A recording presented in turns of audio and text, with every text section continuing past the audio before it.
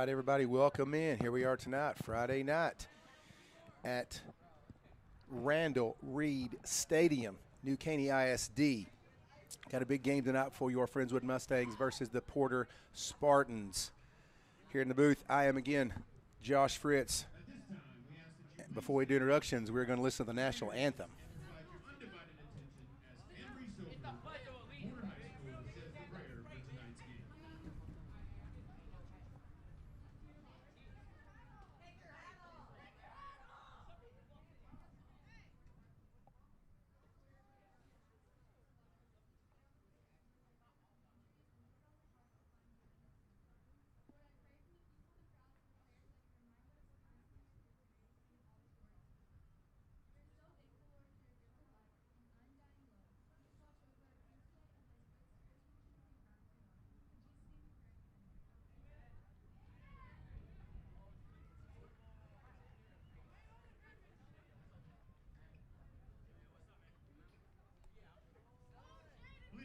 Your attention to the 50-yard line as your Spartan Air Force JROTC presents the colors for tonight's game.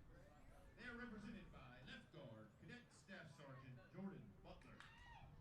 Texas flag, Cadet Master Sergeant Grace Ford. U.S. flag, Cadet Major Gracie Daniel. Right guard, Cadet Lieutenant Marcus Colon. Please stay standing and face the flag for the national anthem performed by your Porter High School band.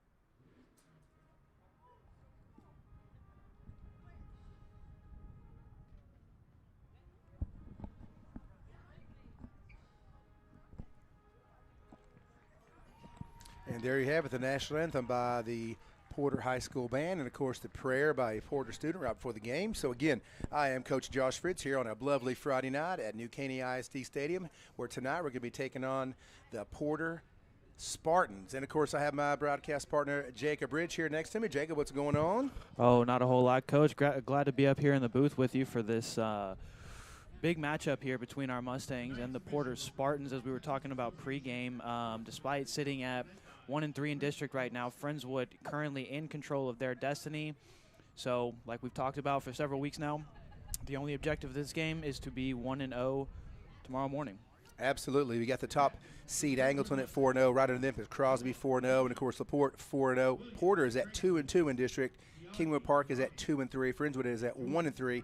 And then you got Kempner and Pasadena winless in district there, kind of bringing up the bottom of the district. As we know, the top 4 teams go, so it's a big matchup tonight because even if we tied with the number of victories in district, Porter and Friendswood, that head-to-head is going to mean something maybe.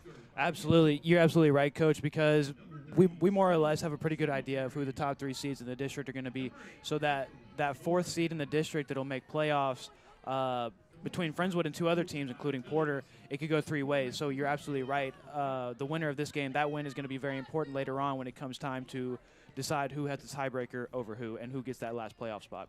And Porter's 2 district wins have been over Fort Bend, Kempner, and Pasadena. Of course, Friendswood last week had a really good game against Pasadena. We will save that Fort Bend, Kempner game to later, be the last game of the season at Henry Winston Stadium.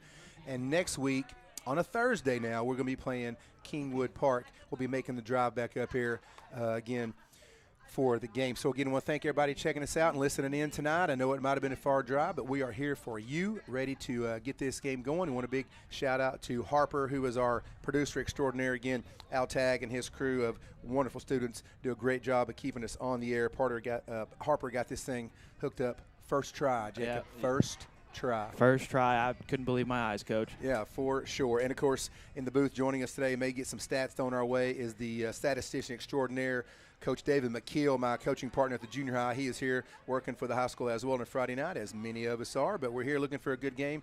And I know the rain's coming tomorrow, but right now it's a pretty night. Now, a little windy. A little windy. That may come into play with some extra points, maybe a field goal, maybe a punt. The flags are definitely flying out.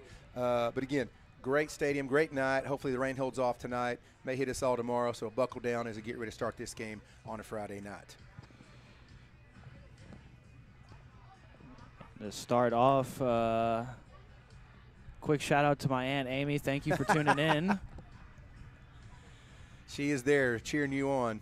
Maybe does she know I'm a redhead too? I mean, maybe. I think so. Okay, all right, the combo, Yeah. right, the combo. And, of course, former broadcast partner Kirk Lowe is checking us out. Thank you so much, Kirk, for checking us out. Please tell your lovely wife we said hello, and stay with us. So here we go, live action. Friendswood is in there all, as Kirk used to say, the icy whites. That's right, with a blue helmet.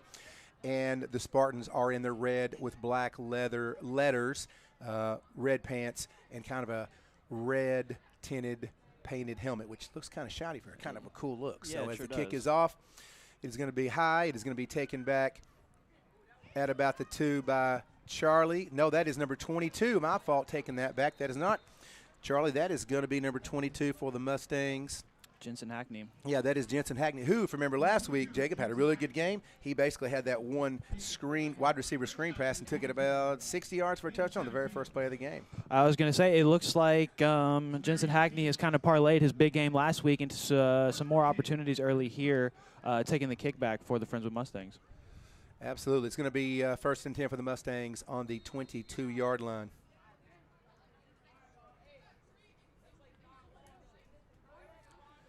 Little off-tackle run by the Mustangs. Going to get about 2 yards. Going to be second and about 8. It looks like we'll start this game with an injured Spartan. We hate to see that right out of the gate there. A quick timeout as he's grabbing his leg a little bit. And, of course, when you get, 10 guys on each side or whatever the matchup is down there, everybody busting in, that's a lot of big boys down there, and something could always happen. Yeah, absolutely. Quick shout-out to Coach Butler, always checking us out. Thank you so much, Coach. I hope that Mikey had a good game last week as we tried to shout him out at the end of the game. And, of course, hope you got your lovely daughter with you tonight. Jolie, my girl, she's the greatest. So the he says the Saltgrass concession stands is awesome. It is. Yeah, that's hilarious. Good stuff. And, of course, Seth Harris is there checking us out tonight. He says good luck, former coach here at the high school. So, Harris, appreciate you checking us out. And hopefully, man's down a little bit, so it looks like a decent injury. He's going to be trying to get up on his own. Hopefully that young man's going to be okay as the Mustangs kind of get a quick little timeout here at Randall Reed Stadium. Boy, it is nice, isn't it, Jacob? Oh, it's a beautiful night here, and other than a little bit of wind that we were talking about earlier, I mean, just couldn't ask for a more perfect night to play a game of 5A Texas high school football. And the stadium is just beautiful. They were telling us down when we were getting our credentials that they had a game here, last night? Tonight, and tomorrow. Yep. Yeah, there's 3 or 4 schools that share this stadium, and it is really, really nice. They got padded seats right in front of us. The press box is beautiful. I'm sure it might cost a penny or two, but it is a super nice stadium as they're getting the young man from Porter off the field here, walking gingerly on that knee. I hate that for him. Hopefully he will be okay, get some ice on that, and I'm sure the training staff at Porter will take care of him as our staff does as well. So, again, I'm sure a lot of game planning in. Last week, as you know, Friendswood set a record in points scored for the half at 57, if I'm not mistaken. And they won, was it 77? 77 to 0, yeah, 2-0 over Pasadena, who just outmatched, unfortunately. That's just kind of the way it goes for Pasadena. But now we're hitting our stride here, and it's these next 3 games are super important. As no surprise there. Anybody who's followed the Mustangs this year, it's just going to be super important to get that 4th seed. Angleton, cream of the crop, Crosby, and LaPorte, yes, absolutely. Had some nice travel stadiums we got a chance to go to. So Mustangs here lining it up. You got a big old 6'6" Joshua Brister there calling it out. Mustangs are going to go single receiver set on both sides. Hackney man in motion. Going to give the handoff in there to Bateman. He is going to get swallowed up, probably lose a yard. It's now going to be, looks like 3rd and about 10 on that. Mustangs are going to hurry to the line. Number 33, Trip Bateman on carry. Brought down by number 24, Peyton McGregor. Again, same formation. Off to Brister's right is the running back. Roll up by Brister. Got it to Bateman, who's going to get outside about the 30, going to fight and get about to the 32. That is going to be enough for a Mustang first down. Nice little play there. A little roll out by Brister. Just a pitch and catch or get to his skill, guys. Yeah, easy just pitch and catch right there by Brister to pick up an easy first down. Again, single receiver set. Handoff again to Bateman. He's going to cut one back. Going to break one tackle. Good size. And he's going to keep going and get all down. It's going to be another Mustang first down as he gets down to the 48-yard line of the Mustangs. Nice job. The good run. He had a little vision there, a little cutback. Followed his blockers. We'll take the first. Now it's going to be trips on the far side. No receiver set at the bottom. Again, handoff to Bateman. He's going to cut it back again. He's going to get 3 yards before he even gets hit. Finally tackled down as he's going to get about 5. Mustangs looks like they're trying to maybe establish the run early on. It looks like that, and that was a great block right there by Noah Beebe to seal the edge and get a nice little running lane for Bateman right there. Absolutely. Man in motion is Parker. Going to hand it off again to Bateman. He's going to get hit in the backfield, break that tackle, drive those feet. He keeps them driving. He is going to get down about 1.5 yards short of the first. It is now going to be 3rd and 1.5 yards inside Porter's 43, 2.5 yard line. Yeah, and Bateman broke 2 tackles on that play. You're just not going to be able to bring him down with an arm tackle, Coach. Yeah, he keeps those legs going for sure. Again, single receiver set on each side. Brister barking it out. Hound to Bateman again. He's going to cut back to his left. He didn't. I don't think he got it. He tried to get out through there and is going to make it 4th and about 1.5 again. Bateman tried to get through there, but he had 2 guys on him. Didn't quite get it. What are the Mustangs going to do? And they're lined up. They're going for it, Jacob. Yeah, no surprise here. Dual receivers up top, single set at the bottom. Trying to draw him off sides. Yeah, Brister with the big clap. Nobody moves. They're all pointing. Did the Mustangs move? Well, it looked like Rowdy Stouffer tapped the defensive lineman on the head without snapping the football. The referee came up, didn't say anything. No flag on that. That was interesting. Yeah, I'm sorry. Excuse me. Mustangs still looking at the side there, trying to figure out what they're going to do. They're going to let that clock wind down. 3, 2, 1 on the play clock, and they're going to call a timeout. Mustangs going to talk it over as that play clock went all the way down. It is 9:15 in the first quarter. And I don't – after taking that timeout, I'm wondering if they're still going to go for it here. It looked like they were just trying to draw the Spartans off sides. They were unable to do so. This is a weird area to punt, so I would imagine that we're not going to see the punt team come out here, Coach, being where the Mustangs are at on the field, where field goal's too far, but a punt's just going to sail into the back of the end zone from where. Yeah, for sure. And the wind is blowing. Yeah. I would say it's going to be, that's probably a left to right wind. Yep. Going that direction, so it's going from the Friendswood sideline over to the Porter sideline. Nice big jumbotron here at the stadium, by the way. Yeah, it is. Huge. Got a big Whataburger.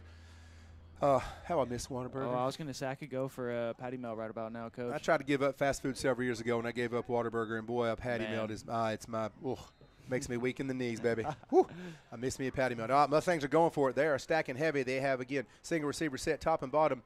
Looks like an H-back, and Bateman again is going to break that off. He may not get it. Oof. He is going to be close. He actually tried to break that out. He tried to go left, went back to his right. Did not get it. They are not even going to measure because he is definitely short. Yeah, and the Spartans just smelled run immediately. They had 8 men in the box right there, and like we just said, nowhere for Bateman to go on that 4th down run. So now it's going to be the Mustang defense coming out. Again, in their icy whites, and some of them got the high socks, and, man, they're going old school with that, the high socks. Yeah, they are. That's what I wore when I was in junior high and high school. That's been a minute or two. No comments, please, to the peanut gallery. Coach McKeel, thank you. All right, stack on the line with the Mustangs. Porter looks like they're already going to change a play. Excuse us, our crowd mic is right next to a bunch of students, so I'm going to turn it down just a smidge, and I apologize if there's any language. Hand off to the inside. He's going to get 3, 4, about 5 yards, as that's a handoff to number 2. Landon Benford. Landon Benford, thank you very much. Those numbers are kind of hard to see up here with the black letters on that white uniform. Yeah, they kind of blend in. It does blend in. Quarterback is number 3. He is going to have a running back to each one of his sides with dual receivers on the top side, and near side is a single set receiver. Man the flats, he's going to take that ball himself and run it. He's going to get through 1 tackle. It's going to take 3 Mustangs to take him down as he gets all the way down for a first down for Porter, and that's going to get into Mustang territory on the 45.5-yard line. And that was number 3, Stone Singletary, on the quarterback draw right there. What a name, Stone Singletary. I was just thinking that when I was about to read it, Coach. Yes, I like it. What a name. I like it. All right, here we go again. Single receiver sets for Porter. Mustangs, 4 down line. We're going to bring a 5th, it looks like, unless they bring a guy out to the side, which Porter does, and Mustangs come out of it to get there to the slot. Porter's now going to change the play. Looks like they're heavy to the near side, but he's going to hand off anyway to number 2 as he gets out. Again, he's running through 4 yards there on that. And again, that is number 2, Landon Benford, the senior. He's going to be second and about 7 for the Spartans. And the Spartans are really mixing it up on offense. Different formation each of the last 4 plays that they've run on their opening drive. Trips to the near side, single receiver set up top, running back off to his right. Going to go back, going to get a wide receiver screen to the flats. Good blocking. Now spin move by Benson. Number 2 is going to break this one back. He's at the 35. He's at the 20, the 25. He trips on the 20. Turf Monster must have got him, and he tripped up a little bit, but he's able to rumble, bumble, stumble all the way down to the 6-7. They're marking him at the 8-yard line. If he hadn't tripped up, Jacob, he might have scored on that one. If he hadn't tripped, he would have scored, and what a beautiful spin move that was. It looked like the Mustangs corners had him dead to rights. Benford spins out and picks up an extra 35 yards. Could have been a touchdown had he not tripped over himself. He did. He got the spin cycle on, and the Turf Monster said, "Not today, sir." So now it's going to be 1st and goal for the Spartans here.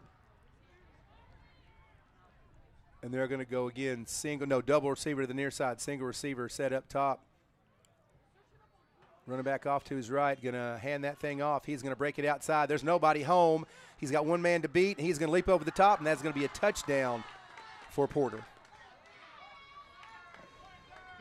That's just a speed race, right? Get out there to the corner, the edge, and just try to beat the last man. That receiver was blocking as well as he could, and got our DB there a little late. Not his fault, he got blocked, and he just leaped over the top to give him 6.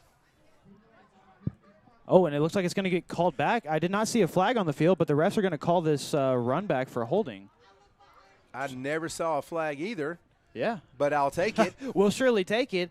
I thought for sure that was just a called touchdown, but, yep, a holding penalty on the Porter Spartans. That's going to be now first from the 18.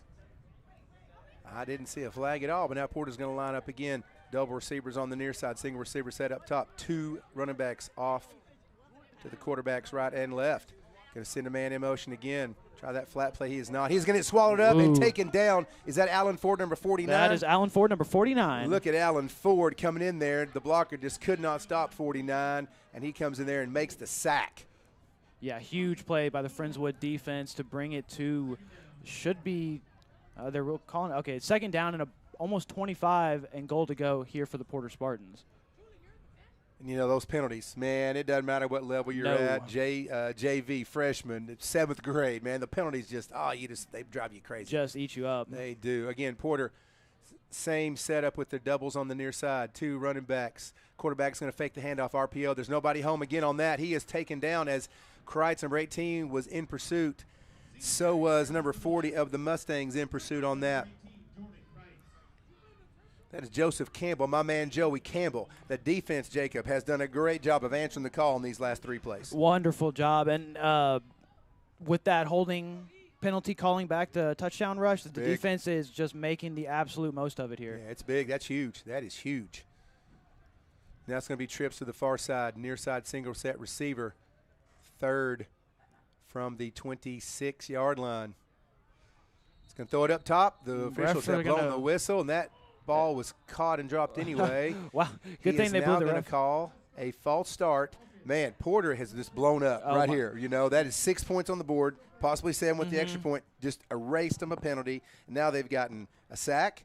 They've gotten 2 tackles almost in the backfield, and now another penalty. It's going to back them up. Remember, this started 1st from the 1st and 10 or 1st and goal from like the 8 or Yeah. the 6. Yeah. Right? And now they're going to be all the way back to the 32-yard line. Yeah, if you needed a clearer example of what penalties can do to derail a drive, this is a perfect This is example, a perfect right? example. They're going the wrong way is what Yeah. we're trying to say. So, again, repeating 3rd down, going to be 2 receivers up top, near receiver, single set. They're going to throw that over the top, and that is way too high. That's going to be picked off and intercepted by number 6, Rick Johnson. He's got some room to run and some blockers in front. He's up to the 20. He's at the 25. There's a flag on the play, though. Rick Johnson with a beautiful stretched-out interception, going to bring that thing all the way back up to the 32-yard line, but there is a flag on the play. And based on where the flag is on the field, I've got to think that this is going to be on the offensive line. Let's see. It is holding. Holding, we're going to decline that one. You think? Yeah, I had to think about it for a second, but, after careful review. Boy, that pass was just way overthrown. Yeah. Ritt Johnson stretched up there and really got that great play by Ritt, who has done a great job for us at the junior high when he was quarterback. Now he's moved to DB, sophomore, doing a phenomenal job. So nice job by Ritt, taking those points off the board with the penalty. And now Friendswood 1st and 10 from their own 35. Hand off again to Bateman. No, I'm sorry, Charlie Moore's in there. Spin move his own way. Going to break it outside. There's nobody in front. He's got one man to beat. He's down to the 40. He's going to take and hit somebody. He ain't going out of bounds, people. He's a man. Oh. And he's going to take that all the way down to the 28-yard line. I love to see that, Coach. Get a couple extra yards. Don't step out of bounds. Just lower your shoulder. And another flag. It looks like this is going to come back, too, for a flag as well. Oh, my goodness. My goodness, Coach. I mean, the flags we have seen in the first quarter here. Goodness gracious. Oh, man. Well, that's going to be a bummer. Well, yeah. Again, if you want to see what penalties do, Yeah. hope Friendswood doesn't play the game of whatever you can do, I can do better. So now it's going to back up the Mustangs. It's now going to be 1st and about 11 from the 34-yard line. Friendswood's got 2 receivers on the near side, 1 receiver set up top. Got an H-back, and then Charlie Moore going to get a free play because that has to be offsides. Oh, my gosh. Let it fly. But going to find that to Jerome. He's going to have a 1st down and about 13 yards on that play, so that's got to be. Well, we've got there's 2 flags. 2 extra flags were thrown by the side judges. Let's see what happens. Okay, great. Okay. I thought they were going to call 2 as well. So Yeah. oh, my goodness, the referee barely got that play off, and the Mustangs were ready to go. He barely even turned around. Well, the ref was still explaining the penalty while the Mustangs were getting ready to snap the ball. That's interesting. Yes, and Charlie Moore gets taken back. He is brought back in the backfield, going to lose about 4 yards. Ooh, that's almost 7-yard loss right there on the run by Moore. So 2nd down and about 15.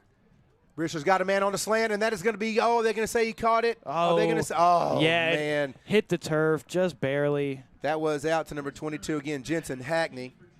He tried to dive out and catch that one, and the referee was right there, and it probably was dropped. It looked good from our angle, but we're looking at it from up top, so it's hard for us to tell. But Yep, and that'll make it 3rd and a long 15 here for the Mustangs. going to be trips up top, single receiver set, Hackney at the bottom. Friendswood taking their time, maybe changing the play. Brister's looking at the sidelines. 17 on the play clock, plenty of time. Looks like still getting some. He is. Line kind of leans up. Now he's calling the play. 5 seconds on the play clock. There. Little RPO. Uh-oh, Brister's in trouble, but he set up a beautiful screen to Charlie Moore. Got blockers up front. He's going to get outside the 50, the 45. Going to put his hand up and run out of bounds. Try to give a little stiff arm. He's going to mark him down. Nice play. That is a beautiful screen set up by the Mustangs, and that's going to take down to the 37-yard line of Porter. Nice screen. Yeah, nice screen. Way for the Friendswood O-line to kind of fool the Porter defensive line. They all got sucked in. Wide open running lane for the screen. Absolutely. Again, hand off to Charlie Moore as he breaks the tackle and gets to the midside, and he's going to get another 1st down, and that is going to be on the 25-yard line as Charlie lets him know he got a 1st down, and that is going to be – yeah, that's going to be 1st. I thought they weren't moving the sticks for a second. I was. It's like, move those sticks. So it is going to be 1st down. How could it not be? Again, the Mustangs trying to establish that run. Charlie Moore goes up the middle. And close. Breaks a couple tackles and almost another 1st down. He is going to get to the 18-yard line. You know, we mentioned earlier last week, I don't think Friendswood has had an individual have 100 yards rushing this season. And maybe as a team, maybe the Mustangs are trying to establish something here as the playoffs are coming down the pipe after a few weeks. Again, Charlie Moore is going to take that ball. He will get the first down, and that is going to be marked as they're moving the sticks to the 13-yard line. Now, interestingly note here, Friendswood could get another first down if they don't score, right, which is kind of nice. Let's not get a penalty and shoot ourselves in the foot. Right, fingers crossed. Yeah, for sure. Two receivers on the near side. Oh, my goodness, that is a wildcat right up Charlie Moore. He breaks a couple tackles. He's still on his feet. He makes something out of nothing. My goodness, I thought that was going to be a blown-up play. Defender in the backfield at the moment, Charlie Moore took the snap, but Charlie Moore able to break the tackle and actually gain about 1.5 yards on the play. And Charlie Moore has done a great job, needs a breather, going to come out there after the wildcat. Trip Bateman's coming back in. And does Porter have 12 on the field right here? No, they don't. Okay, never mind. They do not. So it's going to be a single receiver set. Oh, they do. They You're do. Right. You're right. Look at you. Oh, he was on the field. He was still on the field, and they didn't call it. All right. That is going to be an incomplete pass thrown outside, a little low there for Josh Brister, but technically the kid was not off field when the play snapped. Right. He still had 2 feet on the turf. He did. He had 2 yards on the field. Yeah. So what should have been a penalty right there will now result in an incompletion, 3rd down for the Mustangs. You know, they do that in NFL. If a smart quarterback's paying attention, he'll snap it quickly when the guys, even though he has nothing with the play, right. If he's on the field, it's still 12 men on the field. Exactly. So we got Johnson up top. Also, I think that's Black up top and Hackney there. It is trips to the far side. No receiver set here at the bottom. Bateman off to Brister's left, looking at the sidelines for the play. 7 seconds on the play clock. Got to snap the ball 3, here. 2 seconds on the play 2. clock.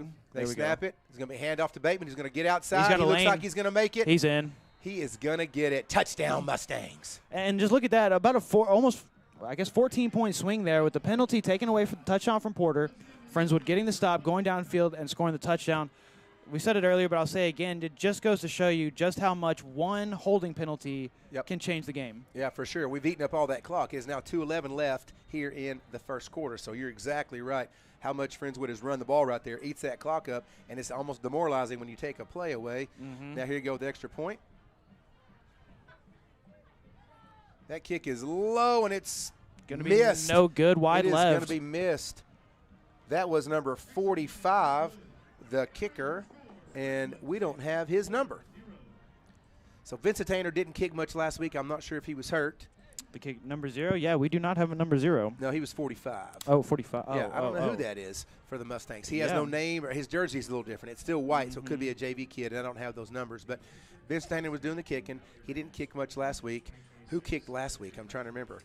Noah Clegg, 47, was kicking last week. Thank you, Coach McKeel. You are correct. And now this week, I don't know. I don't see no out there. So, you know, that extra point was shanked and the wind blowing, and I thought it might curve in, but it did not. So that may be something to think about as we go on in the game, right? Absolutely.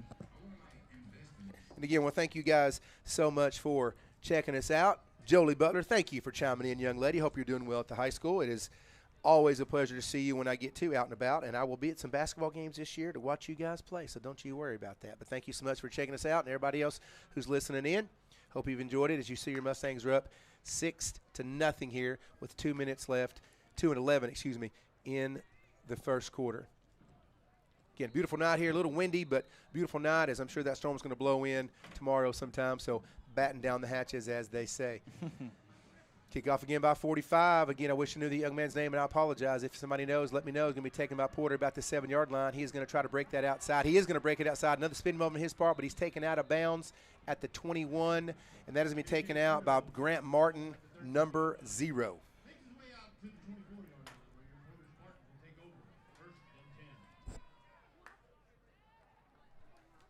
Look like Jatarius Bridges for the Spartans on the return on that. Hope I said your name right, young man. It'll be 1st and 10 for the Spartans on the 14-yard line.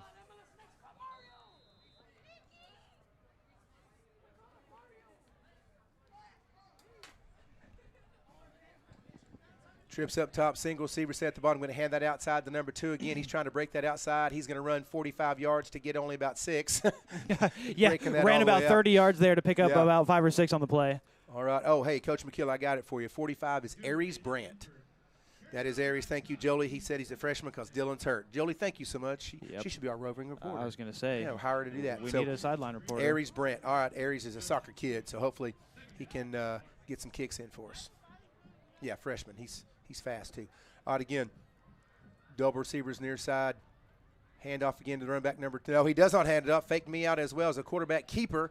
He's going to get the first down and get all the way up to the 37-yard line. That is, again, Landon Benford. No, I'm sorry. That is Stone Singletary. Landon Benford, number 2, is the running back. That is Mr. Stone. Stone Cold, as they say, right? Yeah, I think they say that.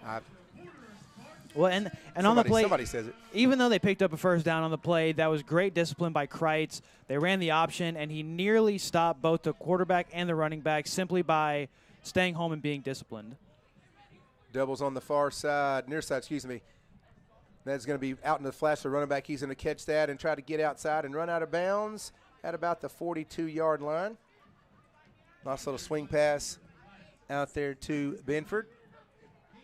It's going to be second and about 6 or 7.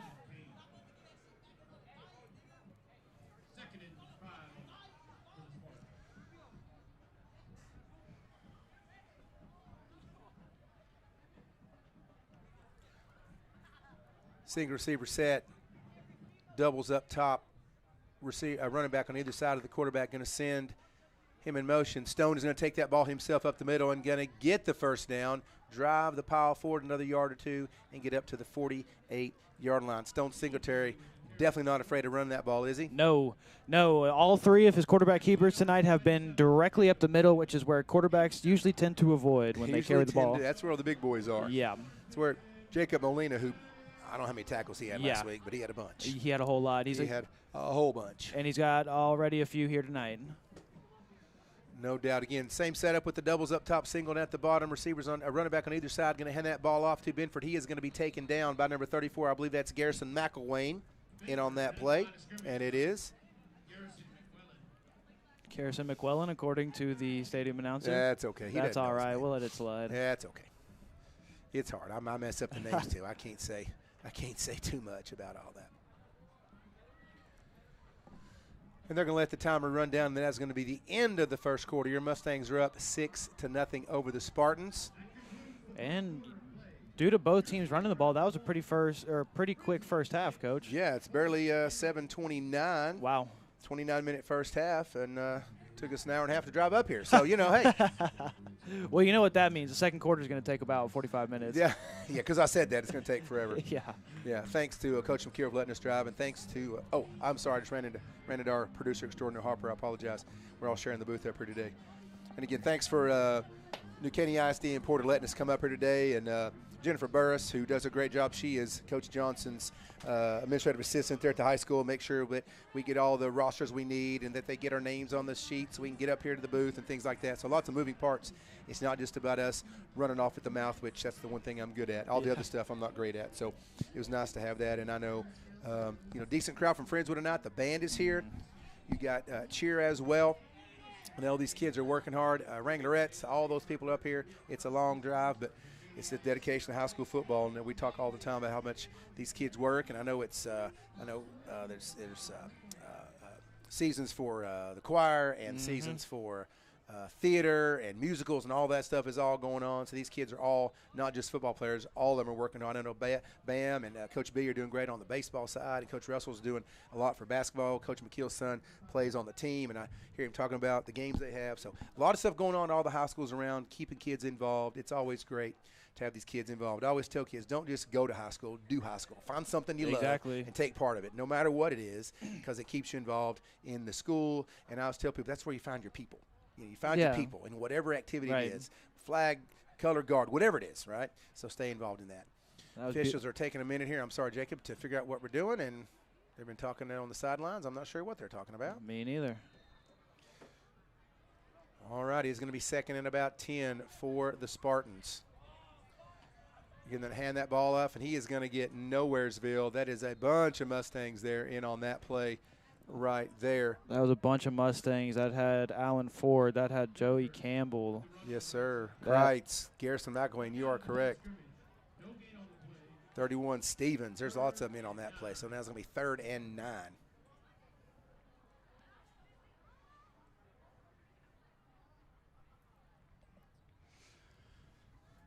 Double receivers on the near side. No, excuse me.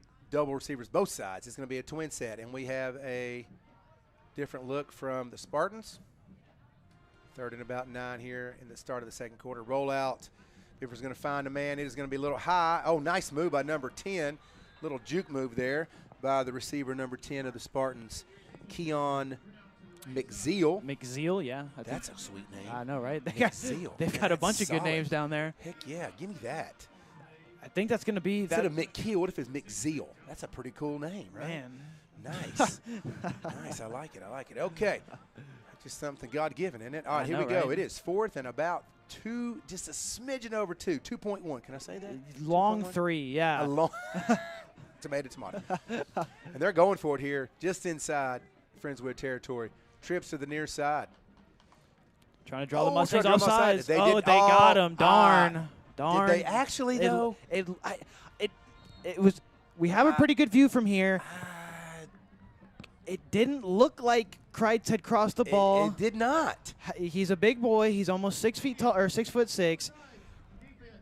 I don't know about that. I don't know about that one either. We are a little biased, and even then, I don't know about that. And Coach Johnson's talking to his side judge over there, and Yeah. he's probably telling the side judge, probably saying, it's that guy's call. Yeah. I have to agree with Coach Johnson on that one. I'm not so sure. From our vantage point, it didn't look like he actually crossed the imaginary line, right? Right. I don't know about that one. Yeah, me neither. That is going to be 1st and 10. The marker says It still says fourth down. but it is not 4th down, and they finally changed Okay, it. thank you. Yeah, okay. It is actually 1st and 10. As Singletary here is barking out the calls, looking at his wristband, trying to figure out the play. It is doubles up top, single receiver set up top, and Porter calls a And timeout. I don't think they were set. Yeah. Plus the clock was about to run down. The kids, weren't quite ready, and the clock was running down, so they had to use a timeout there again. I'd have to go back. I'm not so sure about it. We need to keep marking that. If they score on this play, let's see what that does, because I'm not sure that penalty was correct. But neither here nor there. Got to move on past that. So, again, it's going to be 6-0. Your Mustangs are ahead 11:04 here into the second quarter. Yeah, I wish we could pull up some instant replay, Coach. You know, obviously we can't do anything about it, but just a little iffy on that. So we'll see what goes on with this drive now. Like you said, with that penalty in mind, or the lack of penalty in mind, I should say. Yeah, and as we're looking at our chat ups, and again, appreciate you guys all chatting in. Kirk Lowe says, if your name was Stone, why would you ever run outside? That's a great point. Nice, Kirk. That's what I'm saying. And Jolie Butler, she says, again, Tennessee big win over Kentucky tomorrow. I hope so. I sure hope 545 so. SEC Network. Thank you, Jolie, for chiming in for the Big Orange. Big Orange. We had a rough one last week. We didn't play all that great, but we're moving on past that. Okay. Just can't beat Alabama. They're driving me crazy. Can't do it. Oh, it drives me nuts. All right, here we go. Back to live action. Double receiver up top, single receiver set at the bottom. Singletary, again, looking at the sideline, maybe changing the play. Got an H back. They are looking at their You'd think play coming out of a sheets. timeout. You would think, but it looks like they may be changing it. Got a man in motion. Oh, little option play. Nice. Look out, Oklahoma style. Nice. And that is going to get about 5 yards. Nice little option. Now, Stone to me didn't really commit to the run. No. He kind of took one step and pitched it. Yeah. But on plays like that, you just have to commit. If I'm the defender, I've got the quarterback no matter what he does. I Right. can't worry about if he pitches it or not. You got ISO and take that one man. Then you got your outside. Either you have an outside linebacker in, or if you can get your corner off that receiver, he's got the running back, right? Whoever is assigned, you got to stay there. You Absolutely can't try right. to got to stay. You got to whoever they got assigned to that spot. In doubles receiver, it looks like it's a pretty basic formation for them. They send a man in motion. And Stone again is going right up the middle. He's barely even touched till he gets about 10 yards.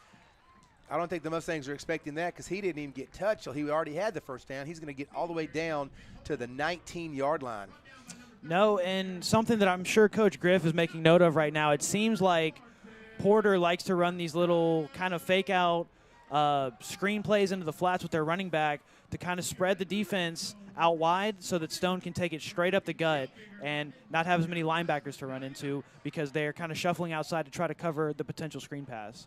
Yeah, and again, same setup with those doubles receivers on the top, single receiver set at the bottom, 2 running backs on each side of Singletary. And he's sending a man Going to out. send Bedford in motion. Going to hand this one off this time to number 25, who's only going to get half a yard or so. That is number 25, Carlos Bustos. Bustos? Bustos, but I don't know. That's a cool name, too. I know, right? Man, what are they putting in the Nice. water around here? Man, I like it. I like it. So it's going to be about 2nd and 8 for Porter as they're driving here on the Mustangs. Remember that penalty that was kind of phantom. But that has helped them out on this drive. Again, same setup with those receivers up top and with single set on the bottom. Each running back on either side, kind of a misdirection handoff. That is finally going to be the first, I would call that kind of a slant in the middle. That's the first pass we've seen in the middle. Most passes, like you said a minute ago, have been in the flats. Right. That is a completion to number 1 of Porter, Zamarian King, another sweet name. Yeah. And Porter's very committed to the option right now. That was a little bit of an RPO. Singletary was trying to decide if he wanted to hand off or throw. At the last second, he pulled the ball, completed the pass on the slant for the first down. And again, Stone Singletary calling it out. He's going to hand this one off to Benford. He's going to try to break outside. He does, and he's going to be untouched as he gallops in there for 6. I do not see any flags on the field, so it looks like that one this time is going to stand. And pending the extra point here, I was about to say Crosby. Porter has the opportunity to take the lead here after the touchdown. Let's see if the wind can affect them because they're kicking actually the same direction that we were kicking. Yeah, but now it looks like the wind direction has changed just a little bit, and now it's – let's see if that affects the kick. And it looks like it was good. Yeah. Right down the middle. Well, that is going to take with 8:41 here in the second quarter. That is going to take – I'm getting tongue-tied. I apologize. The Mustangs 6, the Spartans 7. Oh, don't even start. Don't even start. Do not chat it up. I don't want to hear anybody on the chat saying it. I do not. I'm reading the score. Hey, I didn't say anything, I'm doing my Coach. job. Don't you dare, Jolie Butler, say anything and give me no hand motions, girl. Come on now. Well, again, Jake, we mentioned the stadium several times here. It's right. You know, getting through the traffic wasn't the best, but it's a nice little stadium, and it kind of sits up here. If you haven't been up here, for people listening, it's kind of in a metropolitan area, if that makes sense. You got a TJ Maxx and a Target and a PetSmart. It's not kind of out in the middle of nowhere. Right. It's kind of right off the main drag. I think Coach Muskiel said it's only like a mile and a half off the interstate. So up 59, right? Yep. So it's a nice place. It's kind of, I don't know, it's just kind of different that it would be sitting right here. Right here. Yeah, it's right. just kind of, but they got a nice little oh, my goodness, they pooch kicked that one. That's going to go straight up in the air to the 25, taken by Charlie Moore, who's going to break 1, 2, get outside, nice move, going to take that all the way back to the 42-yard line. They pooched that one straight up in the air. Yeah, and that's kind of different. I would have killed it all the way down to the end, but whatever. Yeah, I don't think they meant to do that. Maybe not. It looked like the kicker went a little too low right there, but either way, that sets up the Mustangs with great field position, starting at about, looks like the 45-yard line. Or no, they're going to move it now. 42-ish. 42, still great starting field position. But I was going to say they have a really nice field house here. And they have a building behind that. They call it something else where people can meet. It was super nice in there, so they've got a nice facility. Audi Mustang's got a man in motion. A.J. Parker going to fake handoff to him, going to go outside to Charlie. He's got some Moore. room. He's got a room. He's got a stiff arm, and he's going to stiff arm and still get – No. The ground calls He's the down. On that. Yeah. He's down. Calm down, number 1. Yeah.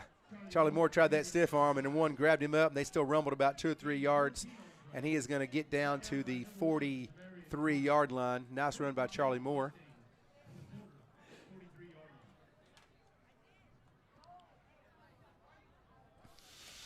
Kirk Lowe, thank you, sir, for your comments. I can always count on Kirk to lift our spirits, right? I know. Makes me laugh. I know. To get a handoff to Charlie Moore, he's going to get 1, 2, maybe 3 yards here on that. It's going to be 2nd and about 8 for the Mustangs. Charlie's going to take a break.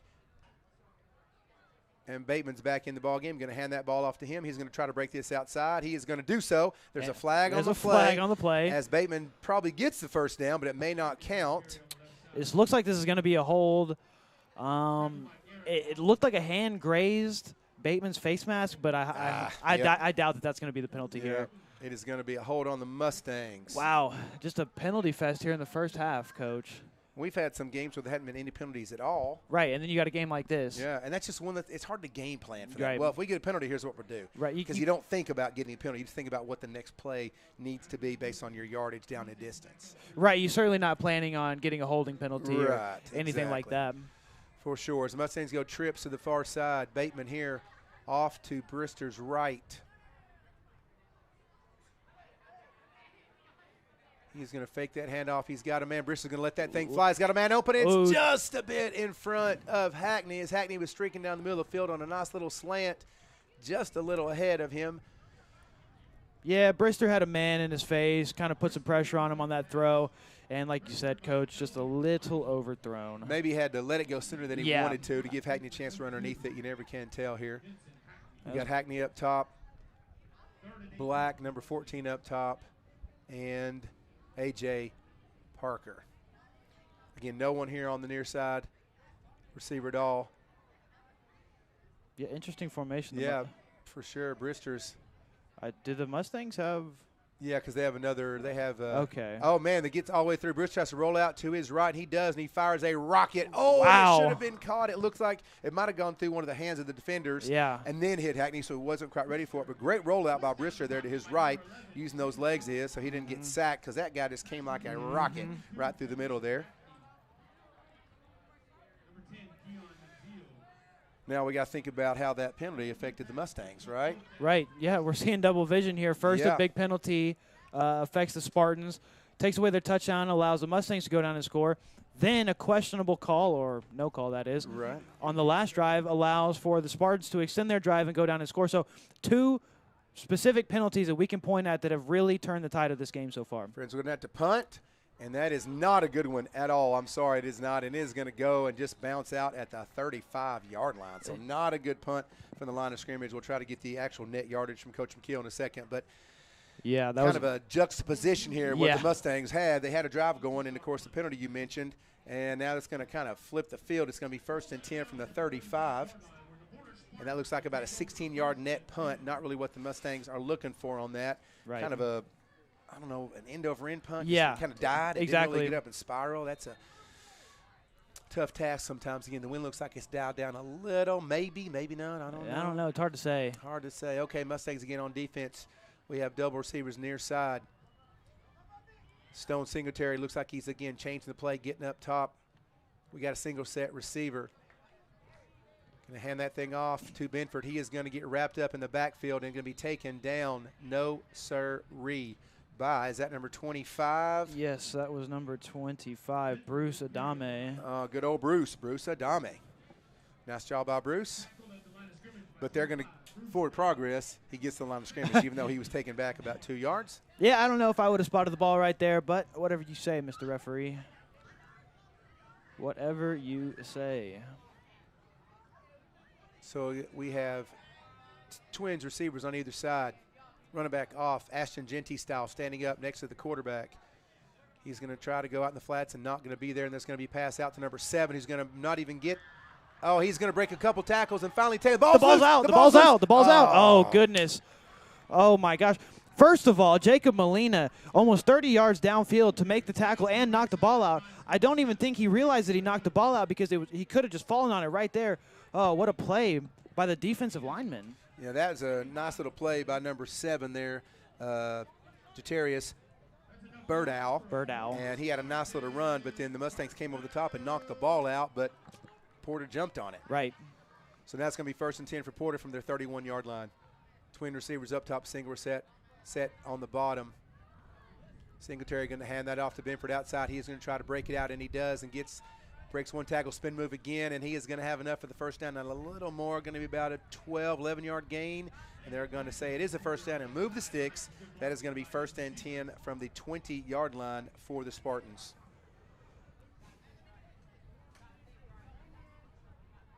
Judson Stevens on the tackle, but not before he gains a Porter Spartan. First down. Landon Benford has done a nice job on his running there. Number 2, he runs hard and has some pretty good vision there. Yeah, he does. Looks like he does pretty well. So, again, their receivers, 2, you have single receiver set up top. Again, running backs on either side of Stone. Going to hand that off again to Benford. He is going to get not much this time as he tries to get inside. You are going to have, in getting up on that pile, is Kreitz and Molina and Joey Campbell and Zero Grant Martin. So lots of Mustangs in on that play. Seems like their success is kind of trying to break it outside unless they run the quarterback up the middle, like you said, when they spread everybody out. So exactly. Looks like that might be the game plan for Porter. Man, you read my mind, Coach. Well, I've learned from Kirk Lowe, learned from the best. Doubles on the near side, single receiver set up top again. Same formation with those running backs on either side of Singletary. Got to count for which way those guys are going to go. Benford's going to be out in motion. Now he's going to hand it up the middle, and that is going to go to 25 again, and he is going to get down to the 13-yard line, 1.5 yards short of the first down. It's going to be third down and about 1.5. Yeah, and Mustangs defense with their backs against the wall here. They've been playing really great so far. Let's see if they can get a stop here close to the goal line. 4:22 and counting here. Would be big if the Mustangs can make a stop here. 100%. How about another pick? How about that? Oh, that'd be nice. That would be nice. Again, same formation. They're going to send a man, Benford, out into motion. And this time Stone is going to try to go up the middle, and he is going to spin move and get absolutely nowhere as the Mustangs sniff that one out. And he is going to lose about 4 yards. Going to take him back to the 15, 16, 17-yard line. I apologize on that. Mustangs did a great job of reading that one.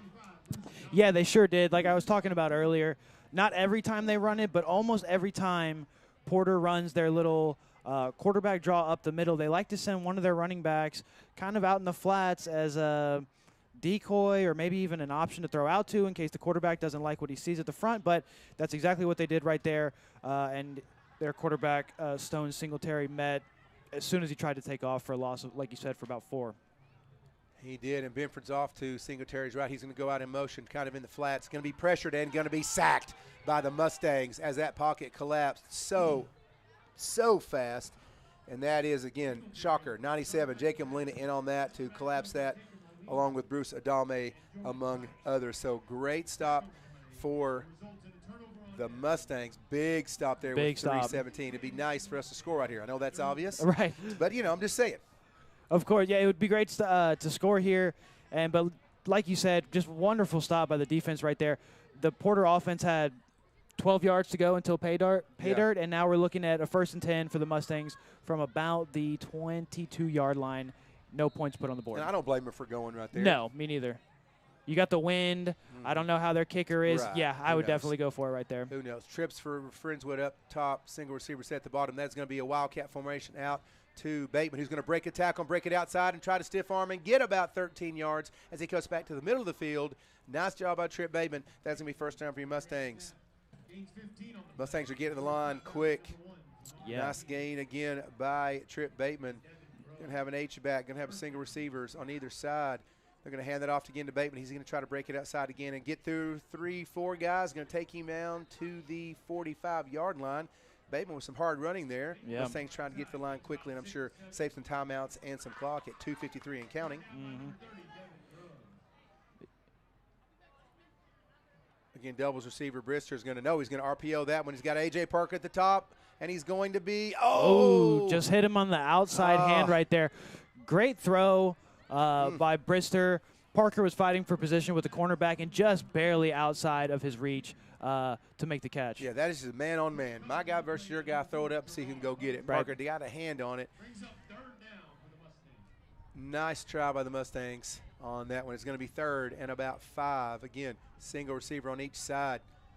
It looks like maybe a blitz here coming from that outside linebacker, and it is picked up nicely by the Mustangs down to the flat by Bateman. He's going to catch that ball and get the first down and run and keep on running. Ooh, what a hard run. That is a nice play running away from the blitzing corner there. Mustangs saw that. Great job by Brister reading that correctly, getting that over to Bateman, and is going to get a first down, going to take it down to the 39-yard line. Nice play. Yeah, I mean, you diagnosed that perfectly, Coach.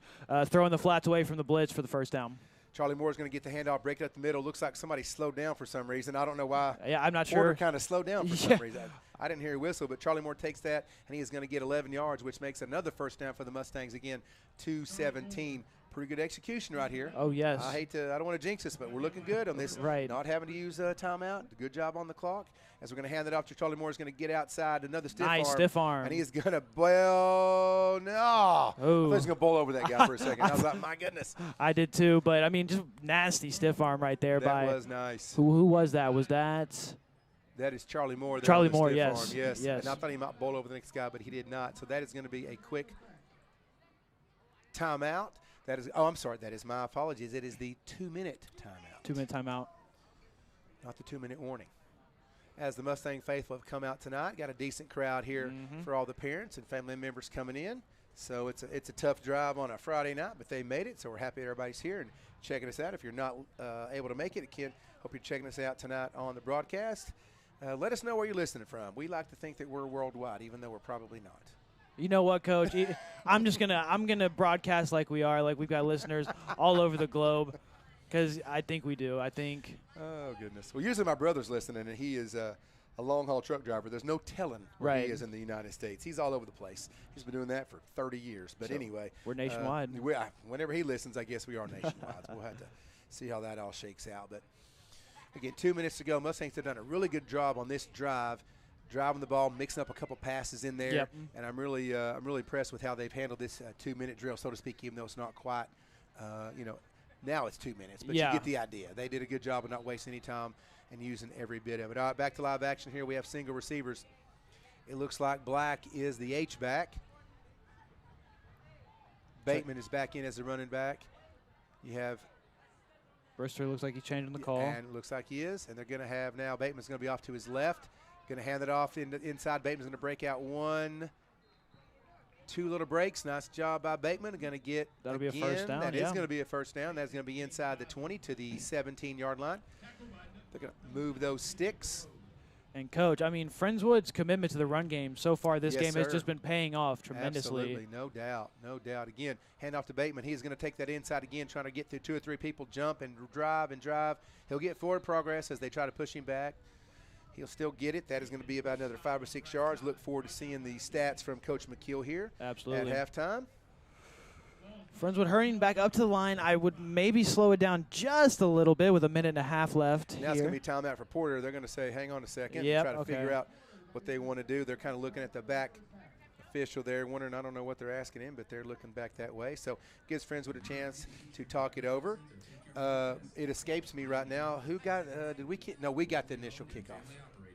We kicked off. We kicked off. Yes, we kicked off. Okay, so we're going to get the ball second Yes, half. we will get the ball. For some reason, I just couldn't remember that. I was just thinking about that, yes. Yeah. We deferred.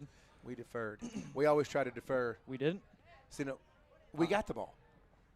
Yes, Coach McKeel. See, I was right. I don't know what I was thinking. Man. Coach McKeel said, I thought we got the ball. Yeah. Forget what I said. Yeah, so we will get the ball starting off the second half. Okay.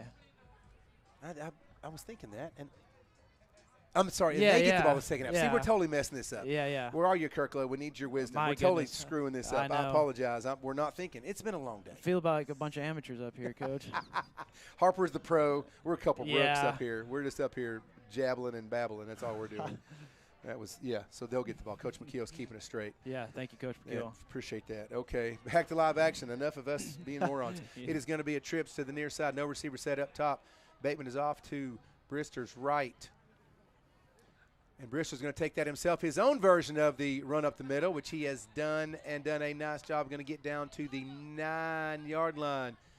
Joshua Brister is going to take that up the middle himself. Yeah, Mustangs just need a simple 1 yard here to make it goal to go. That clock is running at 4:03. You have A.J. Parker on the on the near side. Looks like Hackney there up top. He's going to come in motion.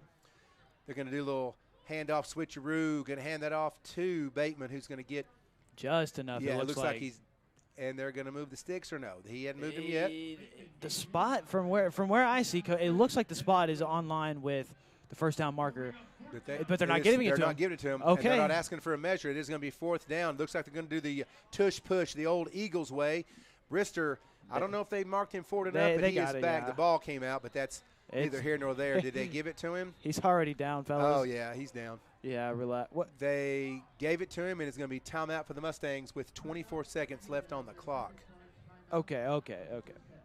And they're putting down the first down sticks. It is going to be, the first down markers are putting those down. So the Mustangs did make that with the forward progress of Brister, the old tush push from the Eagles fame. And it is going to be 24 seconds on the clock. Your Mustangs 6, the Spartans 7, and the Mustangs 6. Yeah, good catch there, Coach. Excuse me for that. My goodness.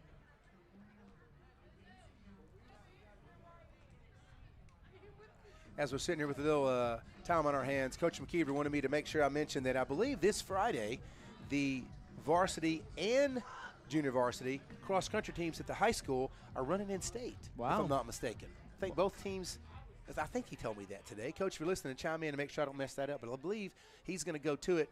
He coaches cross-country and has all those kids at the junior high. So the high school is going JV and varsity. Wow. It's pretty awesome. Let's go cross-country. Yeah, for sure. It is now going to be 1st and 10 inside, barely inside the 7-yard line, it looks like here.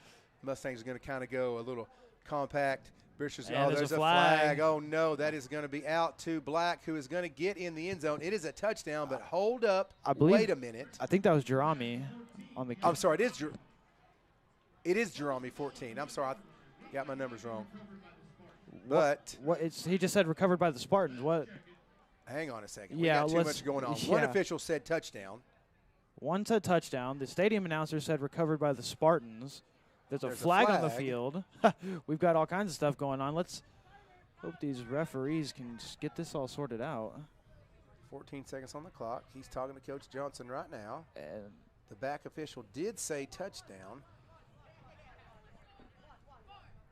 So now, let's see. Hang on. It's going to be offsides. Okay, so that should over. Offside on the defense. So it's going to be half the distance. So it's going to be down at the 1 or the 1 foot line. It's going to be very, very close. And that is the last timeout for the Mustangs. It looked like Jerami got in cleanly, but And the back official raised his hands in the air. I swear he had his hands up like he had a touchdown. I don't know about Jerami scored the touchdown, not 5 feet away from the back judge, standing right there at the pylon. He raised his hand to indicate touchdown, as you said, Coach, but now we have no touchdown. Interesting. That is interesting. That is interesting. All right.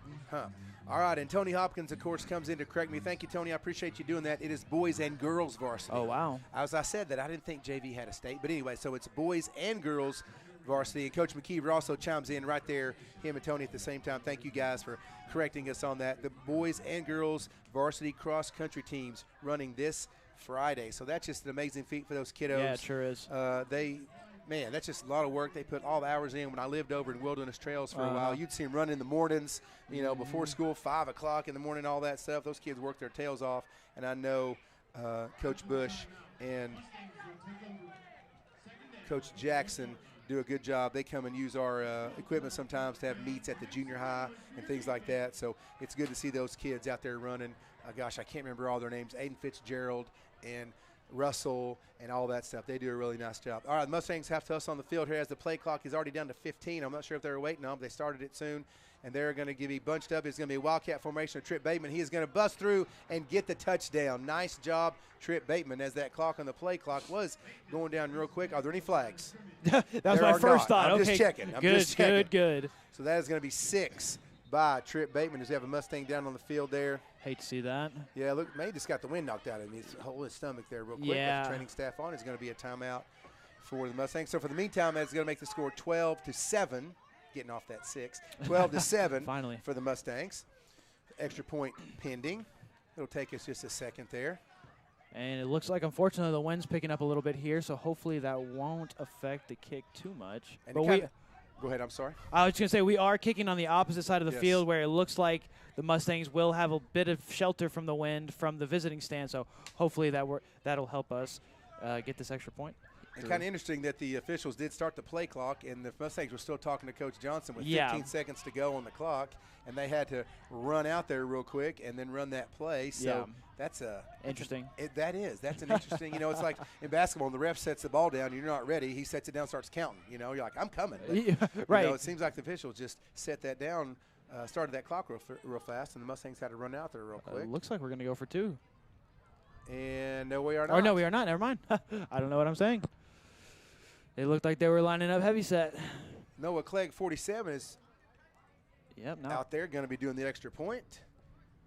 Not sure why he's doing the kickoff, but that's okay. Mustangs going for 2.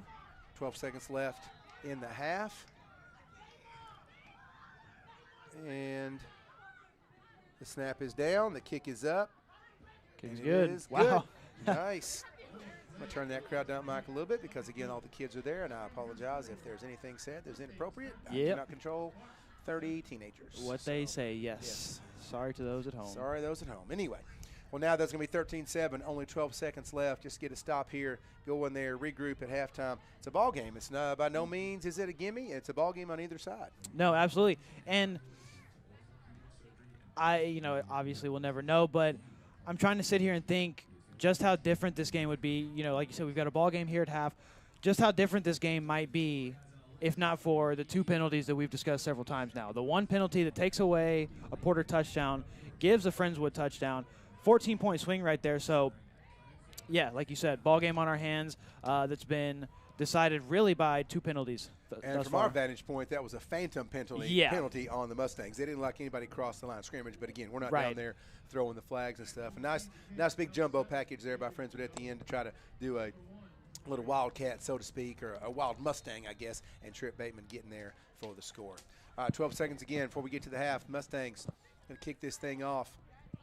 Clegg is going to boot this one all the way back. Going to be taken down by Porter at the 5. He doesn't really have much room to go. Lots of Mustangs in on coverage. The ball did come loose. The ball's loose. It looks like, let's see who has it. I want to say Porter got the recovery. Oh, they did. Yeah. But, I mean, just a lick right there on Porter's return man, knocked the ball out. How exciting would that be with 8 seconds here in the half? Yeah. For us to get it on about the 12-yard line. No kidding. I'm sorry, 15, 16-yard line and try 4 passes in the end zone. Right. If you had enough time for 4, right? Mm-hmm. Go back and throw one up because they incomplete, the clock would stop. Interesting. Anyway, well, it's going to be, let's see what Porter's going to do here with 8 seconds left in the half. And interesting formation that they're coming out in here. It almost looks like punt formation. Well, it's just they're just going to kneel it. Yeah, they're just going to kneel it down, yeah. Yeah, they're just going to kneel it. Okay. Yeah. They're going to take the kneel there as the time runs out, 3, 2, and 1. So that's going to take us to halftime here at Randall Reed Stadium at New Caney ISD, where your Friendswood Mustangs are winning 13-7 over the Porter Spartans. We will be back at halftime again. Harper's done a great job of keeping us on. You guys stay with us, and we'll see you in about 25 minutes.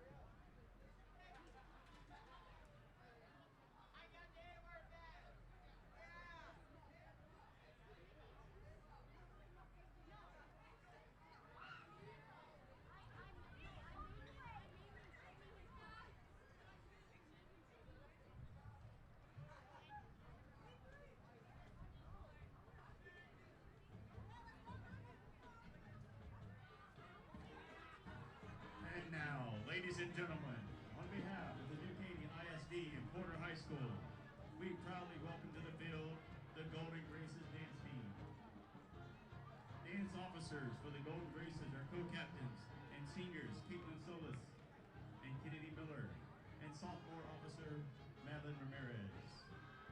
The Graces are managed by junior Sarah Fajardo and under the direction of Miss Emily Stoddard and Kristen Crippen. On Saturday, December 6th, the Golden Graces will be hosting a holiday clinic at Porter High School for children 4 years old and through 8th grade. Registration is available through our Instagram page. We hope to see you there. Social officers for the Graces are Destiny Adame and Camilla Kenyon. The Graces rookie liaison is Izzy Tobias. This week's Grace of the Week is awarded to our sophomore and veteran, Chloe McCombs. Congratulations, Chloe. Tonight, the Graces will be performing their annual Graces Greatest Fans routine with no other than their greatest fans. Greatest Fans of the Week are awarded to Izzy's grandpa and Kennedy's mom. Congratulations, you two. Take it away, Graces. I thought that was like, go back.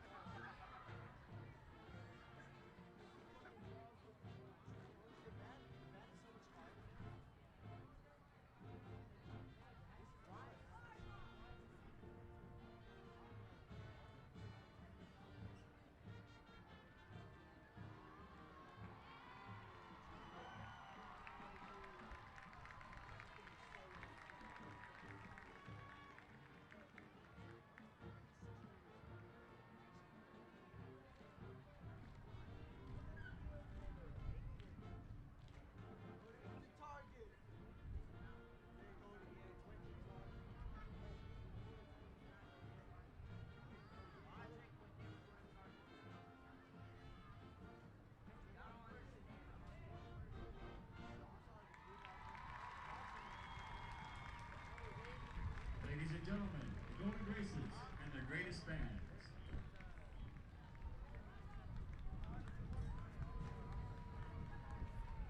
We continue our halftime performance tonight as we celebrate discipline, honor, integrity, and commitment with the 2025 Spartan Band. The Spartan Band program has been to the UIL marching competition 3 times and is a 7-time UIL area finalist and a consistent sweepstakes band at UIL contests each year. Tonight, we'd like to recognize the following band members for their work this week. Our outstanding students of the week are freshman Andrea Coburn, upperclassmen Tabitha Martinez, guard Esmeralda Dorado, percussion Gabe Molina, and the section of the week, band parents. Under the direction of drum majors Kate Simer, Aries Garcia, and Donna Garcia, the Porter Spartan Band will now perform a part of their 2025 UIL production, Spindletop, a portrait in oil.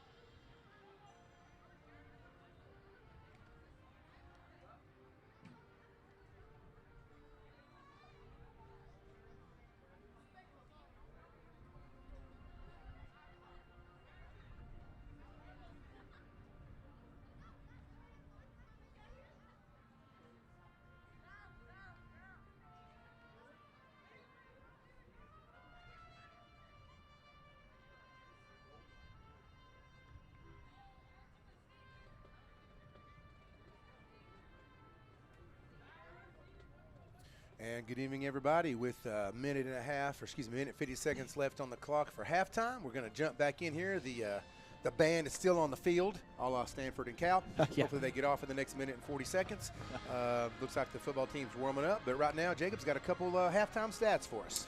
Yeah, Coach. So just to break down the first half totals here, starting with Porter. Porter with 9 first downs to Friendswood's 13 first downs. Porter with an 0 for 3 third down efficiency compared to Friendswood. Yeah, very good job by the Friendswood defense there. 4 for 7, 57%. That's good from Friendswood. 0 for 1 on fourth down from Porter. So on Porter's one scoring drive, that means that they didn't even get to third down one time. Friendswood 1 for 2, 50% on fourth down. Porter 21 carries for 63 yards for a 3 flat average. Friendswood 25 carries for 126 yards for a flat 5 yard per carry average. Let's see here. Passing for Porter, it looks like Porter is 5 for 6 for about 90 yards, 18-yard average on the completion. Friendswood 5 for 10 for 70 yards for a 14-yard average completion. That comes out to 153 yards of total offense for Porter, 196 total yards of offense for Friendswood.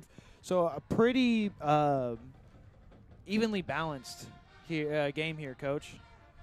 Yeah, for sure. And we mentioned Mustangs hadn't had a single 100-yard rusher all year, but it looks like we got Charlie Moore and Bateman there may be in line for that, as they've done a great job. Yes. I think Friendswood has definitely committed to the run this game, trying to establish that, done a great job up front. Those guys blocking who never get enough credit. Right. The O-line, I thought did a pretty good job tonight, and Friendswood has kind of stuck with that, trying to get off tackle, maybe breaking it outside, and, of course, had that one run by Brister up the middle there, and, of course, the Wildcat that scored that last touchdown for Bateman. So I think they've done a good job of committing to the run here in that first half. I agree with you, and like you were just saying, you're absolutely right. We have yet to have a single player individually rush for over 100 yards this season. If Friendswood stays committed to the run game in the second half, as they have been in the first half, and they see even similar success, we could very well have not one but 2 individual 100-yard rushers here tonight, Coach, which with Trip Bateman at 69 yards, 4.9 yards per carry, and Charlie Moore with 52 yards with a 5.8 yard average per carry. You know, at the rate that they've been going, they could easily both eclipse 100 yards here in this game. Yeah, absolutely. So good stuff there as the band is still on the field. Yeah. I'm not sure they're going to assess him a penalty because they have done that in the past. I think Friendswood a couple years ago, Kirk and I were doing the game, and they actually got a penalty during halftime. I want to say I was at that game. Yeah, I think you were with us. Yeah, and then Friendswood actually got a penalty there. The officials, of course, I see him on the field. I'm not sure. Yeah, I'm kind of what's happening, but that's neither here nor there. As we kind of look at Max Preps, if Max Preps is correct on the score right now, some scores of interest within the district. Looks like right now at halftime, the Angleton Wildcats are all over the Fort Bend Kempner Cougars. Battle of the Cats there, 35-0 in the first half. And another game of interest here, LaPorte is tied with Crosby. And that game will have a lot of implications for the seeding. It sure will. Of our district come playoff time. Yeah, and it looks like they might have gone for 2 at some point because Crosby had 6 points in the first quarter and then 8 in the second quarter to bring that tie where LaPorte had 7 and 7. So it's 14-14 for LaPorte and Crosby. So some good stuff there as our district is definitely heating up the last few games of the season. And as you heard the announcement there by the PA announcer that Porter's back on the field. The Friendswood Mustangs are also in the end zone, saying their prayers, coming back for second half. We'll see what kind of changes they may have made. As we mentioned earlier in the broadcast, if you were not with us, Angleton 4-0, Crosby 4-0, LaPorte 4-0 for now. We'll see how they're worked out. And then you got that 4 spot, Porter 2-2, Kingwood Park 2-3, Friendswood 1-3. Hopefully can bring that to 2-3 tonight if we can win this game. Fort Bend, Kempner, and Pasadena both have not won a district game. So with Kingwood Park, Friendswood, and Porter are all battling for that 4th spot. Right, and it looks like tonight, Coach, you know, if we hold out and we secure a win here tonight, Friendswood could easily up-jump about, 3 spots in the district to take the 4th place in the district with a win over Porter. And, of course, we've had that head-to-head, just like you said, and we got Kingwood Park coming up, so that head-to-head would matter as well, as they would have the same district record. So lots of scenarios, and we just say as Al Davis would say, just win, baby. Just win, baby. So we got to just win, baby. So we got to worry about our winning tonight. And again, by no means is it going to be a pushover game with Friendswood up 13-7 here at the start of the third quarter. And, of course, as I so meticulously messed this up earlier, Friendswood is going to be kicking the ball off, and Porter is going to be receiving the ball. And I do apologize. I am by no means perfect. I'm only forgiven and blessed. So thank you very much for that. I couldn't have said it better myself. So appreciate everybody checking us out tonight. Everybody's kicked in their comments here on the chat line. We appreciate you all doing that, and we thank you so much. Please continue to do that and make this show better and better. And, again, thank you for Harper for keeping us on and Coach McKeel for the stats extraordinaire. So as we're sitting right here at 8:36. Yeah, 8:36. Nice. Mustangs have kicked that ball off to Porter. Is going to be taken at the 8-yard line. Going to get up the field. He hadn't been touched yet. He's going to break one, and that is going to be a nice run by Porter, getting all the way up, finally tackled down at about the 36-yard line.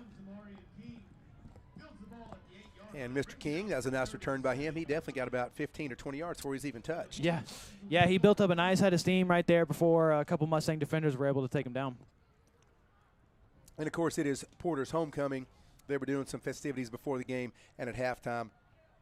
And Friendswood would like nothing better than to run their homecoming celebration tonight and try to win this ball game. So we'll see how this all shakes out. Dual receivers on the near side, single receiver set up top, kind of a common setup for the Spartans. Two running backs, one going in motion, handoff again to the running back up the middle. That is number 2, and he is going to ground and pound and get about 2 to 3 yards. That's kind of a generous spot to give him 3 if you ask me. I completely agree with you, Coach. Yeah, but that is number 2. Again, Landon Benford here on the carry, the senior running back who has been running really hard and had a pretty good game tonight. Of course, some of the sacks that the Mustangs have had has taken away from the yardage total of Porter. Again, near receiver 2, single set up top. Got H-back on the right side, going to hand this ball off to Benford's going to get outside. He is going to be drugged down by number 7 of the Mustangs, Ammon Van Workum. As Benford does try to get outside, and he gets few yards. That's going to be 3rd and a solid 2. Kind of another generous spot by the ref, I think, but that's okay. That's all right. It's about 3rd and 2 here for the Porter Spartans.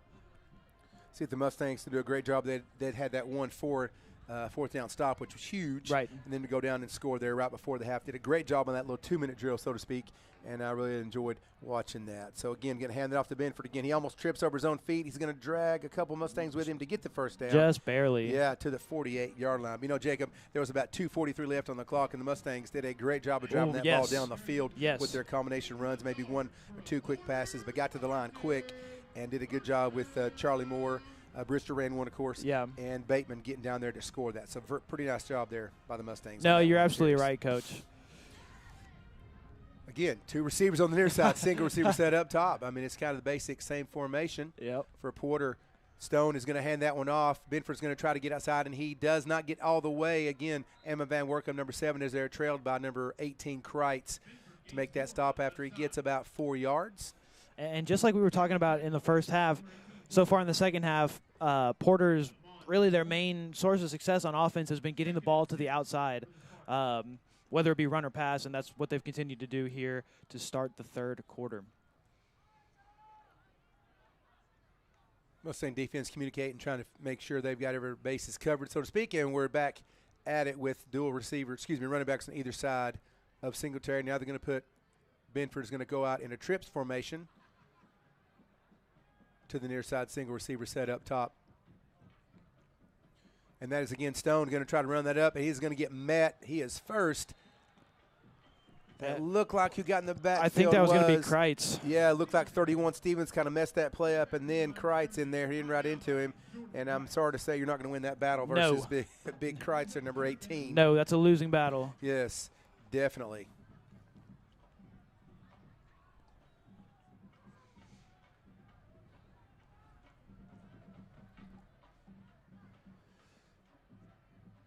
And again, we have now 3rd and about 7. We have dual receivers on either side. Stone Singletary is going to change the call. He's going to roll out to his right.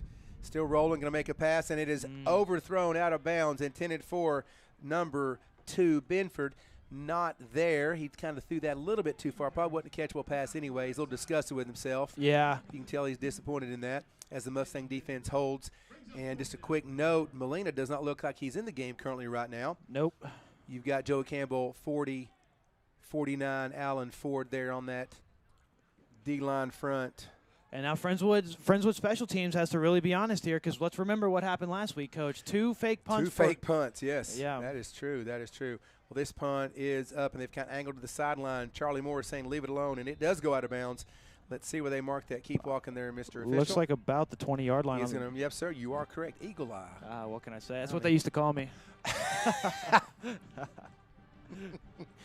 Eagle Eye Jacob Rich. I Yep, like it. you I heard it like right. it. It's like Eagle Eye Cherry. That's another 80s. You don't know who that is. I was going to say, I don't even know what you're Sorry. talking about, Coach. Yeah. Save Tonight. That's a song. Anyway, he had a sister named Nina Cherry who had another song in the 80s, and that was it. I'm talking to a deaf ear, so I'm sorry. Can somebody from the 80s please Please confirm? stand up. Please stand up. Oh, that's Eminem. Sorry. All right, Mustangs here, single receiver set, going to hand that thing off, committed to the run. As Bateman's going to break it up the middle. He's got going to get a room. big run. He's going to run into one guy and get twisting. It's going to take 2, take him down, as he's going to definitely get about 23 yards on that run as he takes right up the middle. Nice job by blocking up front by the big boys. And number 33, Bateman, takes it. Going to get a quick breather as Charlie Moore comes back in the game. Yeah, just good. Still committed to the run, what I love to see Absolutely. from the Mustangs here. Absolutely. Again, hand of Charlie Moore. He is going to get hit, but he's going to drag a couple guys with him as he gets down almost to midfield at the 45-yard line. Yeah, and that should have been either a loss of about 1 yard or maybe no gain on the play, but hard running by Charlie Moore allows him to pick up about 3 yards and make it 2nd and 7 instead of 2nd and 10. Very nice. Brister hands it off again to Charlie Morris. He gets outside. He breaks one tackle. Got Hackney there to block for him. Charlie's going to get all the way down and fell out of bounds at the 32-yard line. Nice run again. It really seems like the tempo of the Mustangs is having a hard time. The defense is not able to react as quick. Right. When the Mustangs move as quickly as they are, it takes away a lot of the defense's ability to substitute and kind of get, like, big defensive play calls in. So, yes, great job by the Mustangs offense. And again, Brister's going to hand that off to Bateman, who came in the game. He is also going to break this and cut it back inside. He's going to be at the 10 and go all the way down. Go. No, still keep going. Keep going. Oh, touchdown. No touchdown by nice. the Mustangs. Trip Bateman with a great run, pretty much dragging a guy with him. I thought they were going to mark him down at the 1, but they did not as Bateman rolls that thing in. What a nice run for the Mustangs. Oh, goodness gracious. That was a great run. I thought that as soon as Bateman made contact with the defender, I was thinking, okay, it's going to be about 1st and goal from about the 8-yard line. Bateman carries him for about almost 10 yards He does. into the end zone for a touchdown. Very nice. Again, Noah collects for the extra point. The snap is down. The hold is down, and it is good. As your Mustangs do a nice job on the defensive side, then take a nice drive all the way down, and that's going to give us a beautiful score of Friendswood 20, the Spartans 7. Yeah, Coach, and I mean, that drive right there will just be a teach tape for the Mustangs going forward. Every run play on that drive gained positive yards. It seemed like every run play dang near picked up a first down, capped off by that huge run by Bateman. I love the commitment that I'm seeing by Coach Johnson and the offense to the run game here tonight, as it's paying off dividends for this Mustang offense. Yeah, great job on the offensive side there. I'm sure they made some adjustments in halftime on the defense for a great stop there by the Mustang defense there, with Molina not looking like he's in the game currently. He's probably made a few adjustments there, but they're committed to the run. They're kind of sticking with it. We mentioned that earlier, and the Mustangs have done a great job, especially the big guys up front blocking. So great job. Give those guys some credit. They never get the credit deserved or due them until something goes wrong and they get blamed. There's a hold or there's something like they get blamed. But other than that, they did a great job on that. I want to shout out Coach Butler. Appreciate you chiming in on the 80s tunes by Nina Cherry, Buffalo Stance. I know that Coach McKeel is in bewilderment of what we're talking about, and I know you, Jacob, have no idea. I was going to say, I'm in total bewilderment here. Yeah, exactly. But Coach Butler and I are about the same age, so let's go 80s tunes. All right, the kick is going to be booted all the way back in the end zone. Oh, yes, they're going to let that thing go. I mean, that's an NFL kickoff right there, Coach. I mean, NFL, why even kick the ball? They just kick. Oh, tell me about it. I don't even. In the college game, they just kick it in the end zone every time. It's almost a waste of time. It really is. You don't see anybody returning kicks anymore. You don't see those things. It's not. I don't like the new NFL. I get why they do it, but I don't really like the new rule and how they set it up. It's, I don't know. You don't see any Deion Sanders Devin Hester's. You Right. don't see those guys, bring that ball back anymore. It's just not as exciting, I don't think. But again, completely agree. safety, I get it, trying to keep the guys safe, letting them play longer. So I Yeah, I understand guess that. I understand all that. Well, that is true. All right, here we go back to live action. Single receiver near side, doubles on the top. Singletary got one running back. He's now going to go. Benford's going to go out in the flats. Stone is going to take that himself. He's going to break that outside, and he is pretty much going to go nowheresville. When Kreitz there, and again, number 7, Amma Van Werkum, is going to clean up the mess. That was not a great run on that. No, and it's almost like a pitcher tipping his pitches, wherein every time the Spartans decide that they're going to run a quarterback draw or a quarterback keeper, they send their running back in motion to the opposite side, essentially telling the defense, hey, this is going to be a quarterback keeper. And that was true right there on this last play. Yeah, I definitely wouldn't want to get my senior quarterback hurt. But no. Here we are, doubles on either side of Singletary. He looks down, changing his play, trying to get the call from the coaches as he's listening to the headset, I guess. He's got running back on either side. There's going to be a misdirection, and that is going to run into each other. He has to pretty much have a broken play. He is going to get swallowed up by a ton of Mustangs. There is Adame, 25.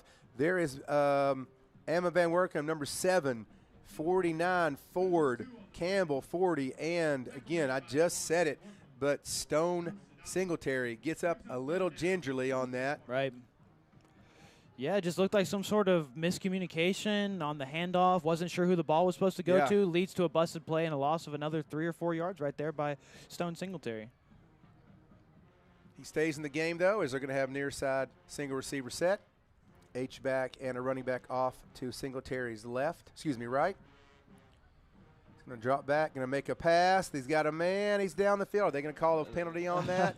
And they are not. The coach is not happy at Porter. No. He is all over the field judge, but I didn't think that would be a penalty myself. I didn't think that was going to be a penalty, and maybe I'm a little biased, Coach, but that could have easily been offensive pass interference right there. We're not biased at all. No, of course. And the head football coach there at Porter, Bill Russell, was not happy with that. He was getting on the field judge at all. Not that Bill Russell, but another Bill Russell. Not the 11-time NBA champion Bill Russell, who died this summer, by the way. Okay. Definitely couldn't be him then. Yeah, for sure. We're going to have to punt this thing, or they're going to have to punt this thing away, and they do, and this should give the Mustangs good field position no matter if we return it or not. Charlie Moore is just going to let it bounce and get out of the way. It's going to take a little bit of a Spartan bounce and roll down a couple yards extra, but really it's going to be good field position from the Mustangs' 41-yard line. 6:05 left here in the third quarter. Yeah, great starting field position, and it doesn't take a rocket scientist to figure this out, but I've got to believe, Coach, that we're just going to see more of the same that we saw on the last drive. Just good, strong running by both Bateman and Moore. And just Coach Johnson and the offense leaning heavily on this run game that has been very successful tonight for the Mustangs. It's been effective. It eats up clock, so, there's all kinds of positive. Right. If it ain't broke, don't fix it. Oh, yeah. There's going to be, as we just called it, a handoff to Charlie Moore, who's going to get 6 or 7 yards, 6 yards here on that run. If you get 6 yards a clip, why not do it every time? Thus, they can get to the line quick. They're going to put a lot of pressure on the Porter defense. Bristol's now going to get to pass pressure. They're going to go out of going to step to his side, going to make a throw. And that throw is going to be caught. Beautiful. And it's going to be caught by Charlie Moore. He's got a blocker up front. He's in a 3, 2, 1. He dives. Touchdown, Charlie Moore. In a matter of only a minute and a half, the Mustangs have scored 2 touchdowns. Wow, and just what a great play by Brister. Porter defender is able to get through the Friendswood offensive line, and Brister just puts a move on him, breaks his ankles, gets out of the pocket, loads up, delivers a strike down to Charlie Moore, who breaks 2 tackles for the long touchdown. Yeah, and, we mentioned the guy coming after Brister. He really, literally, the guy fell down. Yeah. Brister gave him a little shake, got outside, and the kid fell to the grass there. Brister, like you said, nice elusiveness by the big man. Yes. The kick is up, and once again, it's good. Good. And that's going to make the score now a quick 27-7 lead for the Mustangs. That might have been less than a minute and a half. I'm thinking about the clock. I think you're right. It was about a minute. They scored quickly on that. So nice job by the Mustangs. Again, little mix of lull them to sleep with the run a couple times. Yep. Then Brister comes out, makes a nice pass. Beautiful play there for the Mustangs. Yeah, and that's how really building up your run game benefits you beyond the obvious of, picking up 5, 6 yards a clip is every time you do that, the defense is forced to commit a little more and a little more and a little more to the run until finally, when you do decide to take the lid off and throw, you've got one-on-ones across the board, easy throws for Brister to make, and we see the result right there. Yeah, and sometimes you run a play to set up the next play, right? Exactly. I know Coach Garcia and I will talk about the junior high. You run this play to set up the next play. Whether that first play is successful or not, it's really not the point sometimes. It is just trying to get that next play set up. So that's going to give Mustangs a nice 20-point lead. Going to be kicking off here at 5:40 left in the third quarter.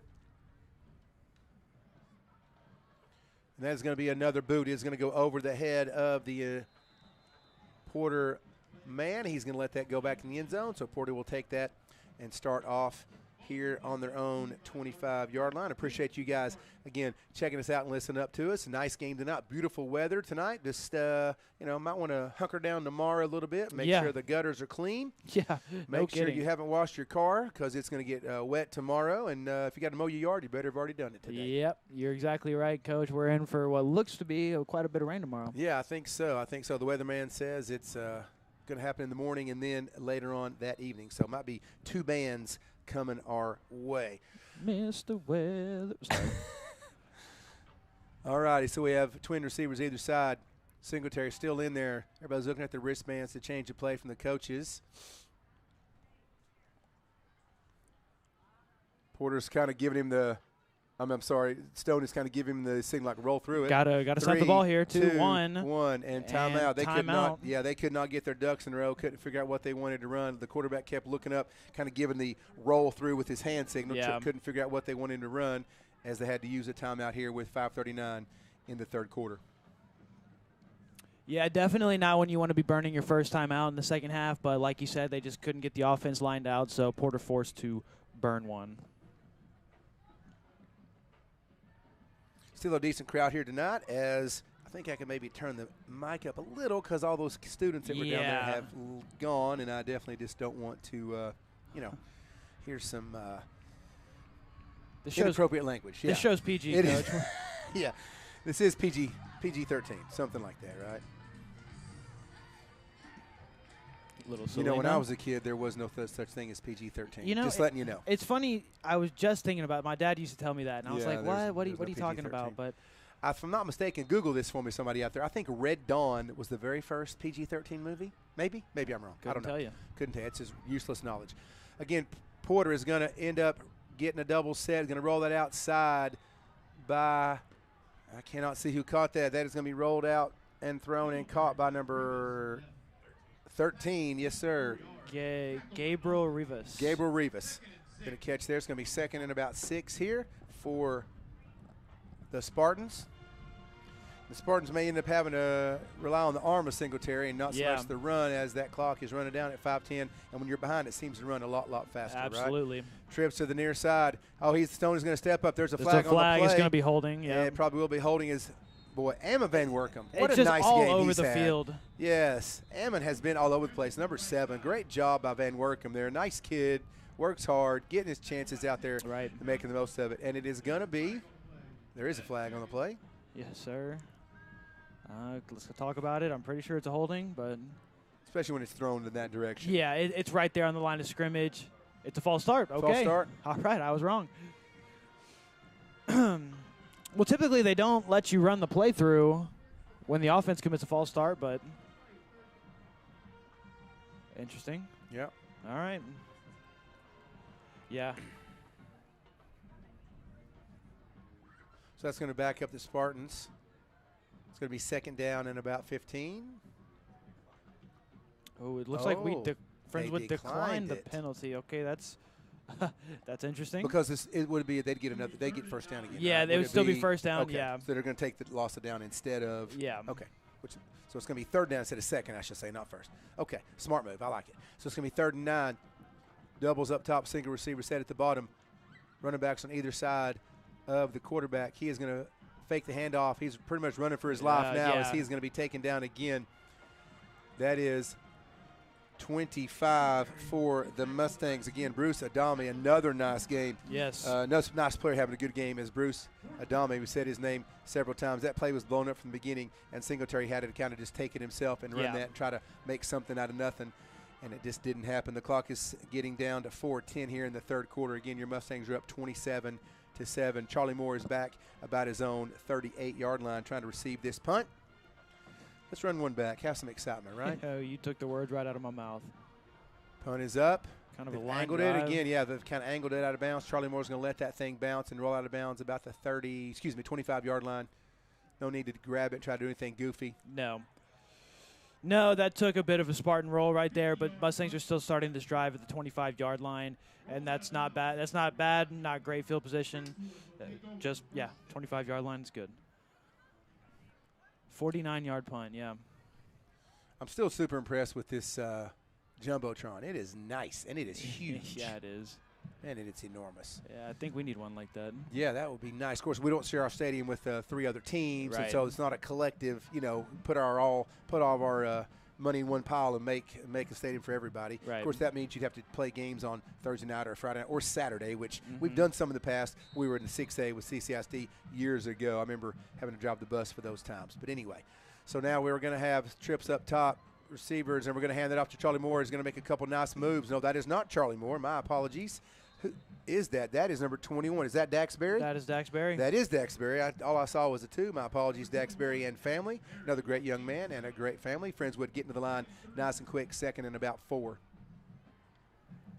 Hand it off again to Dax Berry, who's going to break that up. Looks like it tripped a little bit. Going to get up to about the 34-yard line. Is going to be third and a very short one. Dax Berry gains 2 on the play. 48 made it to him with a stop. Third down for the Mustangs. Looks like the Mustangs are going under center. Oh, yeah, okay. And they're just going to do a little tush-push there with Brister. Oh, the the ball's ball out. comes out. Whoa. Now, wait a second. Are Well, they going to hold stop on. forward progress? I was or going to did the- say, If the ball came out, that is going to actually lose a yard. it looks like that's what they're calling it as well. And We had the first down. The ball came out. Now it's going to be 4th down and 2, and Mustangs going to have to punt. what a turn of events right there. Exactly. Eh, Wow. Because that was well executed by the Friendswood offense. The Porter defense, Brister just kind of walked up like he was maybe going to go under center, like he was maybe going to call something out, and Friendswood quickly transitioned into kind of a tush-push-esque formation right there. Caught Porter off guard, so it looked like we were going to pick up about 5 or 6 yards. Ball ends up coming out, and now we're forced to punt.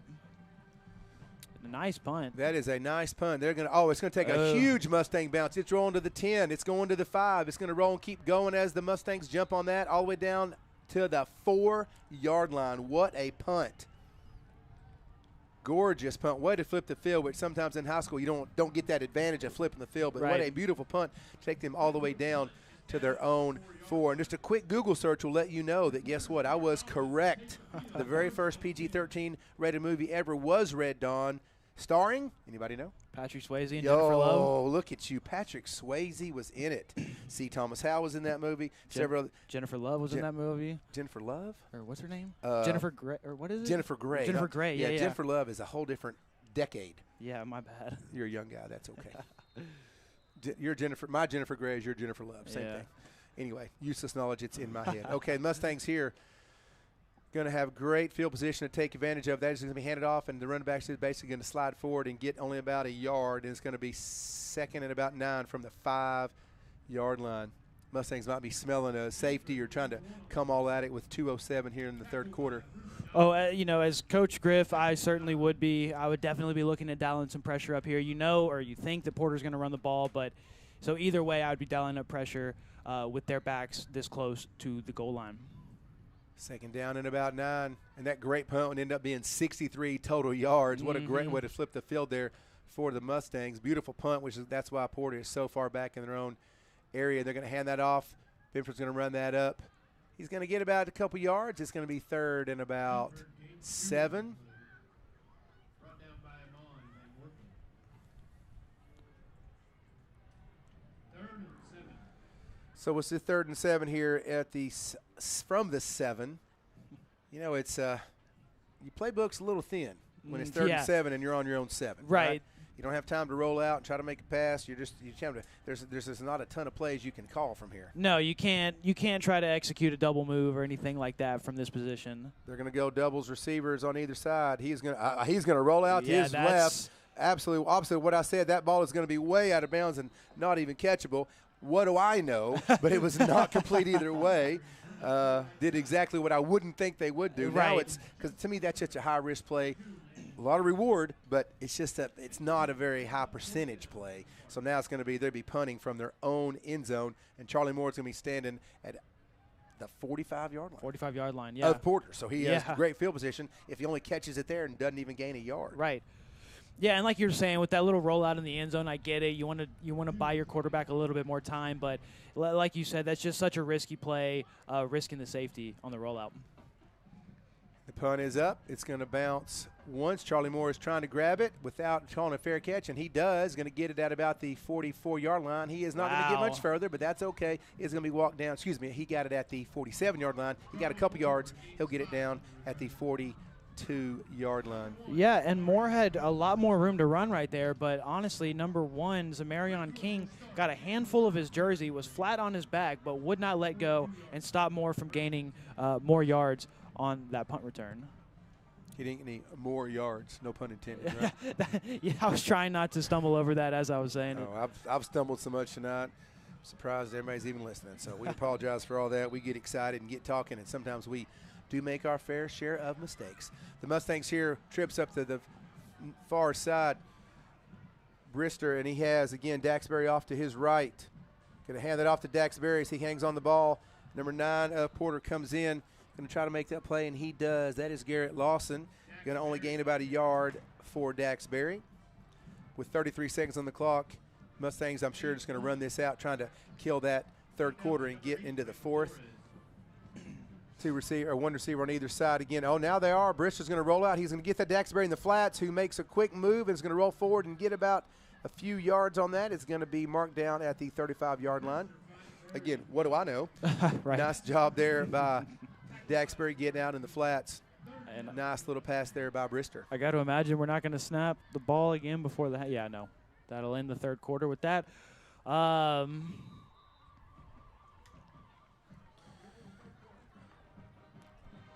the end of the third quarter. Your score, Brentwood 27, Porter 7. At this time, we would like to recognize. All right, this is going to be the beginning of the fourth quarter with your Mustangs up 27-7. Excuse me, 7 over the Spartans. Again, on a gorgeous night here at New Caney ISD Stadium. Big implications for the game tonight as the Mustangs need to overtake Porter and get that second district win. And even if we tied with them, we would have the head-to-head win, of course, and solidify that that fourth spot in the playoffs. And then you never know where we're going to be. Last year we ended up going to A&M Consolidated. We're not sure what we'd end up doing in that game. They'll let us know. We'll figure that out. But right now, we just got to worry about winning tonight. Got to finish this game strong here in the fourth quarter. Next week is on Thursday. Don't forget that. Thursday night, the 30th, not Halloween night, the 31st. And then back at home against Fort Bend Kibner, the last game of the year. Back to live action as, flag. What happened here? False start. Looks like it's going to be a false start on the Mustangs. On the Mustangs, it sure is. So, again, next week is Thursday's game. Then the following week, final game of the season, at Henry Winston Stadium on a Friday night. Good way to hopefully get the seniors to go out on their last home game with a victory, make those playoffs, and then we'll figure out. But we got to take care of one game at a time, as they call it, false start on the Mustangs. Gonna back that up to the 40-yard line. And we can hear the Friendswood band all the way from over here, Coach. Da, da, da, da. Or is that, Is that them? Or is that's the, maybe they're playing the same song. Wow, okay, cool. Maybe so. Maybe so. The bands are kicking it for sure. Okay, doubles receivers on each side. Brister running back is off to his right. Brister's getting pressure at the middle. Last one flies. Got a man open. That's going to be caught. Nice Is he catch. inbounds? Is he inbounds? It looked like he had a foot down. Yeah, it looked like he had a foot down. They're going to say he caught the ball. That is number 22 from Friendswood, Jensen Hackney, who has made his presence known last game and this one. Nice job, number 22. That was caught, had that foot down. Line judge was right there. The coaches do not agree with that, but it's not their call. Handoff to Bateman, who doesn't get much, tries to spin out a little bit, and he is going to be not even get back to barely the line of scrimmage. Mustangs try to go quick. Bateman, no gain on the play. Bryson Gunter on the tackle. And Bateman's coming out. Barry, number 21, comes back in. Mustangs checking out the play from the sidelines. Doubles receiver up top, single receiver set at the bottom. Brister again looking at the sidelines, make sure they're not going to change anything. He's calling something out. Might have changed a little bit here and there.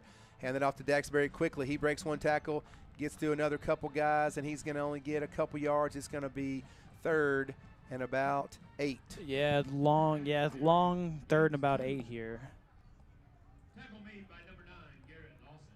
Brings up 3rd and 8. And the scoreboard says it is 4th down, and that is incorrect. Yep. Mustangs run a little trips package up top, kind of a trips bunch. Single receiver set at the bottom. Barry off to the right of Brister. Brister is going to fake the handoff. The RPO set the screen up. Oh, my goodness. And that ball's out. I don't know if he had possession for it, possession of the football long enough for that to be considered a fumble. Yeah, no, it looks like they're calling that an incomplete pass. Well, they tried to run that little screen, which was set up nicely, except number 45 for Porter did not fall for it that time. No, he stayed home. Mr. Sergio Castaneda, he stayed right there, made the tackle, hit Barry, and the ball came out. They called that incomplete, beneficial for us. And the ball lands on the ground, but that is going to be incomplete as the Mustangs now going to be facing a fourth down from their own 24-yard line, setting up for a field goal right here. The wind has died down a smidgen. Yeah. If you want to define smidgen, that's great. The Mustangs are going to be set up for this field goal. Let's see if we can. Kick is up, and it is going to be wide left. Just a bit wide left. Had the distance. It kind of reminds me of my golf game. My towards was off. My towards. I was supposed to go towards this way, and it went towards that way. So kind of a shanked on that. That is going to be really not bad field position for the Mustang defense to be at, though. The ball is going to be placed there on the looks like about the 24-yard line, yeah. 24-yard line. I think the down and the to go on the scoreboard is broken. It has said 4th and 8 to go for a while. Yeah, I hadn't looked at it in a while, but that's what it said when I looked at it. Looked at last, yeah. Yeah. I believe that might be messed up. All right, Porter's going to have the ball. 10:29 here, down 20. They're going to have to come up with something to try to score quick as that clock seems to roll really fast when you are down. Singletary in the back. No, he does not hand it off. There's a quick slant, and that is incomplete. Almost picked off. We have Rick Johnson dove, got his hands on there. Singletary really hadn't had a ton of success tonight trying to complete a bunch of passes there, and that may not be Porter's game. You know, you never know, trying to score quick and maybe not be their thing. So they're going to come up with something because there's 10:25 here left in the game, down 20. Yeah, I mean, based on the fact that they're still running these kind of short-range RPOs and the situation they're in tells me that their offense is kind of geared more towards trying to control the tempo and running the ball. That's going to be handed off by Benford. He is going to be met by Mustangs at the line.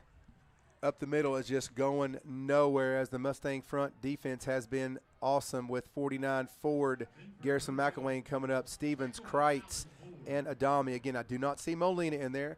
I guess if you have a lead, you may be a little banged up, you say, hey, man, we don't need you right now. Just have a seat, rest you up for the rest of the district games we got coming up. Probably a smart move. Yes. I don't blame him one bit for that. Not at all. You know, I know he's probably wanting to play, but let's just be safe and cautious. He sees over there, I see him with his helmet on and stuff, but he probably should just take a break.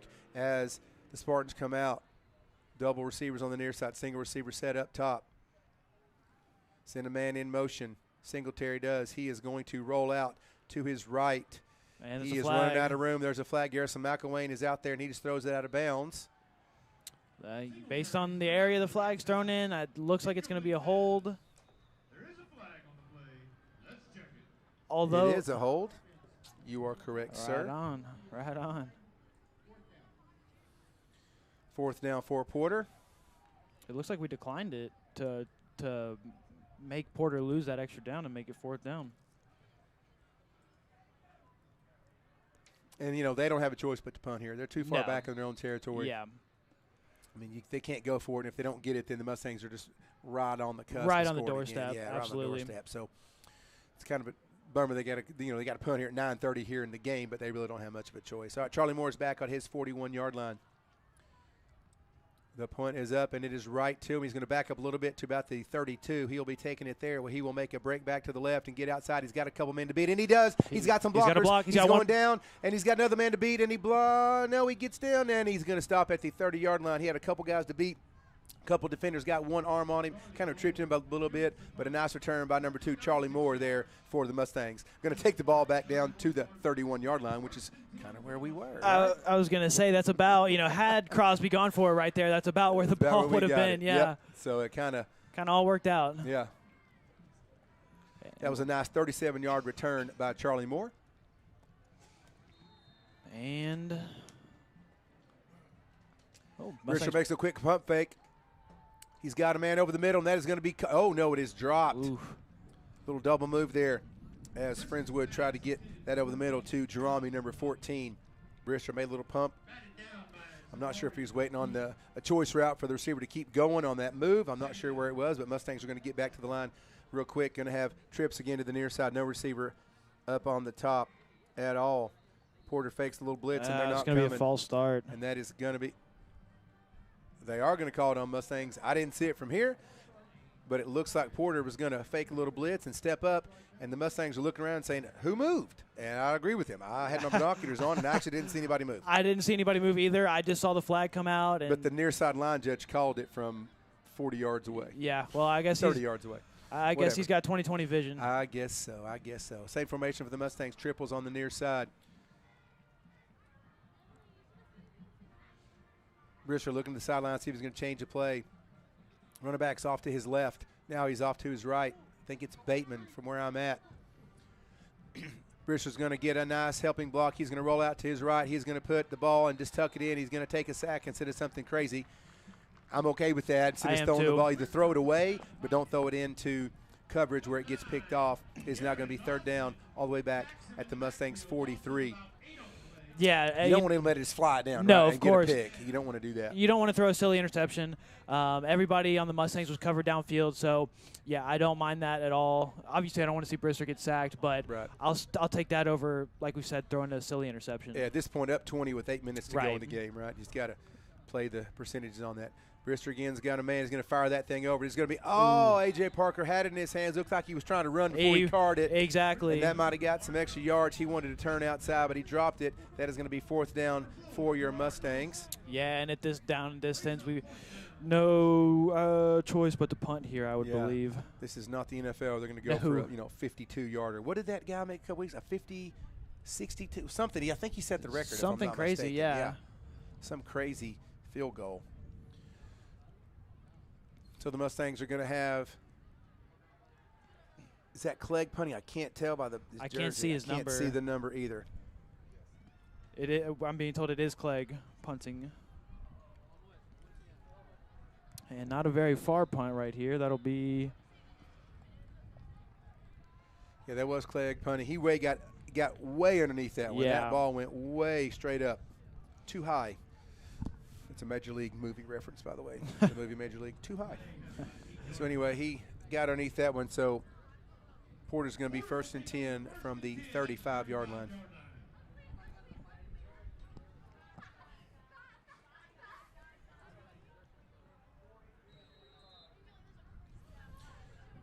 So 1st and 10 for a Porter here at the 35-yard line. Trips up top, single receiver set at the bottom. Singletary.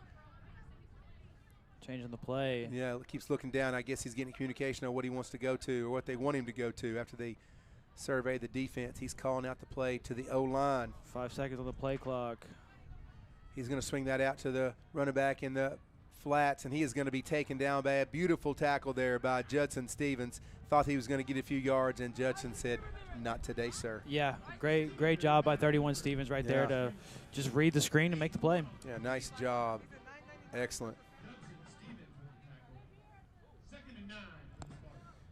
As you heard the PA announcer said, it is 2nd and 9. 2nd and 9, and that clock is just ticking away. Absolutely is. Kind of a low snap. They're going to fire that up top. Got a man under coverage zone. That looks like that is Austin Kane. Great coverage, Austin Kane. There is no flag. Beautiful coverage on that. He turned to look for the ball. Way to go, Austin. That is an incomplete pass by Singletary.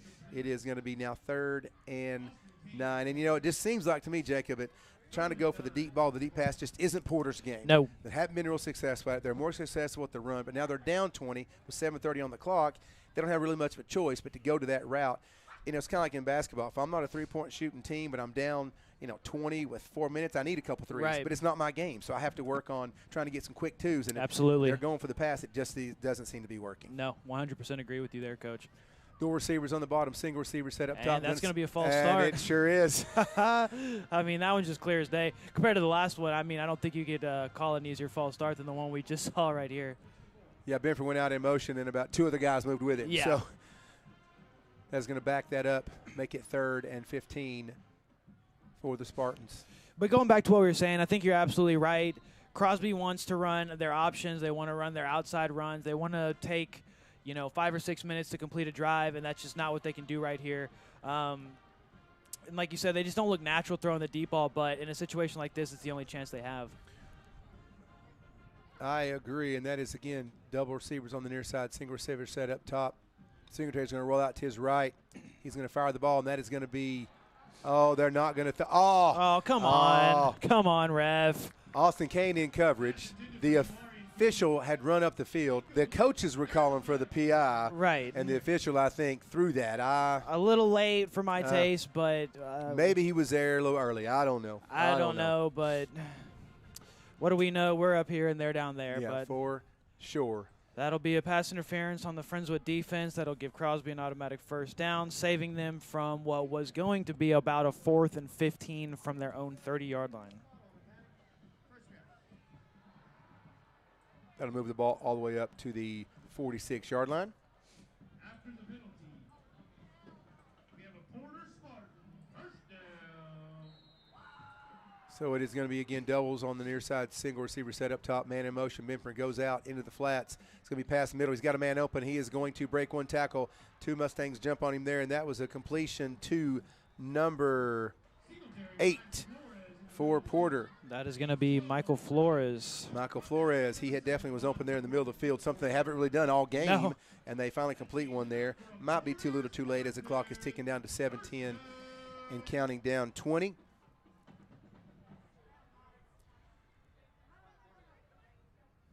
Singletary looking at the sidelines, calling out the play once again. Oh, there's 2 guys in motion right there. They did not see that. The running back went out, and so did the receiver. Got a man wide open, Benford, blown coverage, and he is going to get to the 3-2-1 touchdown. Well, the double motion man ends up being the one scoring here. Yeah, the double motion man. There was 2 guys in motion. That should have been a flag. That should have been a flag? Yeah. Okay, I mean.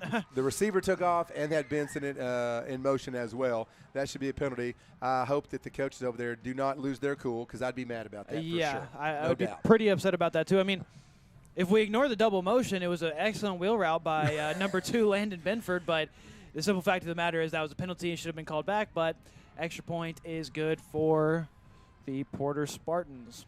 Well, now things get interesting, right? Yeah, we've got 6:55 here left in the 4th. 13 points. 13 2-score game. Yep. 6:55. Stranger things have happened, right? Let's definitely get our hands team out there on the kickoff. Yeah, well, there's something crazy might happen. You never know, but that, again, we're biased and we know that. Definitely. That was a penalty. That was a penalty. There's no doubt about that. Yep. No doubt about that. Of course, they won't replay that on the Jumbotron. Yeah, no. We've been getting highlights all night, but we we don't get to replay that. Don't get to replay that. Some things not reviewable. No, right? yeah. Well, it looks like a good slate of college football tomorrow. In addition to Tennessee playing Kentucky at 5:45, got some big games coming up this week. I just love the Saturdays. I love a college game day, watching those guys act crazy. Gosh, is Kenny Chesney on the show tomorrow? I couldn't tell you. I'm serious. I don't know who is on the show. I don't know. I saw that. Was Morgan Wallen? I don't know. They're don't both know. from Tennessee. I'm just happened to. Oh, wow. They happen to go to the same high school, but whatever. I'm not. Don't want to get into that. But I'm just saying. Somebody was. Who were the guest pickers? And because Jelly Roll was on there last week or 2 weeks ago, whatever. Yep. I enjoyed college game day. It's fun. I enjoy that. I really love it. I enjoy listening to Nick Saban, even though I wasn't a fan of him because he kicked my Tennessee tail all the time. And it is an onside kick. Like I and said, the Mustangs recover. Yeah, they did a great job. You are Nostradamus. Well, what can I say? You are Nostradamus. What can I say, Coach? That is beautiful. And Onside kick recovered by Gavin King, number 12, jumping on that. Nice try by Porter.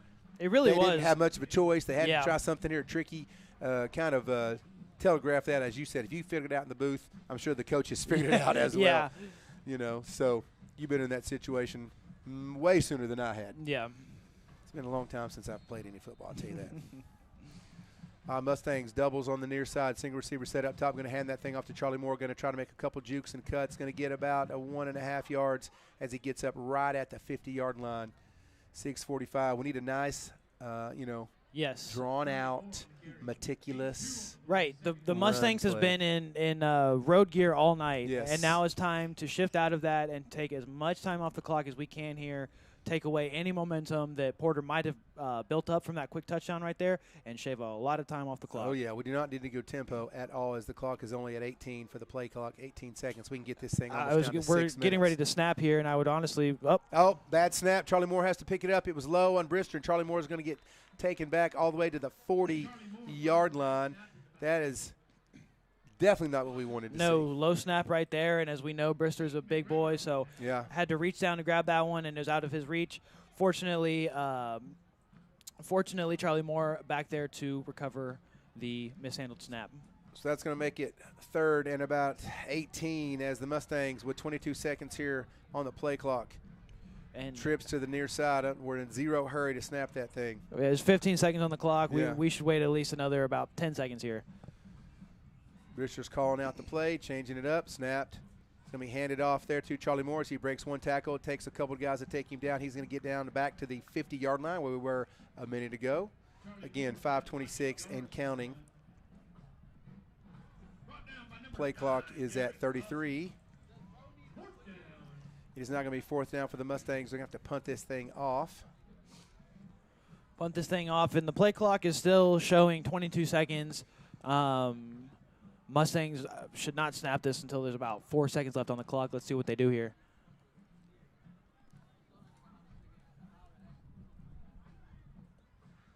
They're letting it kick down. Very nice. There we go. 7 seconds.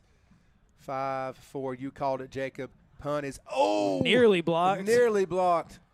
They're going to let that go, and it's going to get a little Mustang roll. Not much. Going to be taken down. It's going to be 1st and 10 for Porter on their 13-yard line. 4:34 left on the clock. Again, your Mustangs are up 27-14 over the Spartans here in this 4th quarter. Yeah, and Friendswood's defense has played great all night. They have. This is the time of the night where everything needs to stay in front of you as a defender. If they want to run the ball or they want to complete short passes, go ahead and let them. Just don't give up the big play and don't give up the sidelines to stop the clock here. Porter again, doubles on the near side. Single receiver set up top. 2 running backs on flanking, and they're going to send Benson there again in motion. We're going to throw that thing up top. It is a go-getter. Who's going to get it? And that's going to be, oh, my goodness. Did he come away with that? He did. Wow. Rick Johnson went up and caught that. The ball, as he landed, bounced off of him up in the air, and that was caught by Porter. Unbelievable catch. Rich Johnson is down. I guarantee he's got the wind knocked out of him. Yeah. And that ball bounced up, and number 10 from Porter caught that. That is, again, number 10. That is Keon McZeal. So, again, we got a few seconds here. Ball was thrown up, basically one-on-one. Yep. McZeal versus Rick Johnson. Rick Johnson goes up, has it, falls to the ground. The ball bounces up in the air. Pops up. Does not hit the ground at all. Pops up. McZeal grabs it. It's going to be 1st and 10 for Porter on the 46-yard line. Wow. That's crazy. That is absurd. And a tough break for the Friendswood defense right there. Definitely, like, Benson's going to be taking that. That is, Nearly picked off, almost directly sailed into the hands of Austin Kane right there, just a little underthrown by Stone Singletary for the incompletion. Yeah, I think the Porter receivers weren't quite sure of the route. Yeah. There was 2 guys within about 3 yards of each other, which normally you don't do. Right. And I think they got the routes messed up. And Singletary threw the pass there. Like you said, it was almost picked off by Austin Kane, number 1. And Rick Johnson, again, back in the game. He set out one play. He landed on the ground, knocked the wind out of him. Yeah. That's it. He's I've back seen in the that game. happen 100 Yes, I've times. had it happen to me. I'm not the athlete that Rick Johnson is either. Just an old guy. All right, here we go again. Going to set the screen up. Oh, my goodness. Ooh, nearly walked. Oh, my goodness. Oh, my goodness. That was a pass by Singletary. Nobody home. Nobody. The ball pretty much landed in the middle of 3 Porter players. He overthrew the running back he was trying to get it to.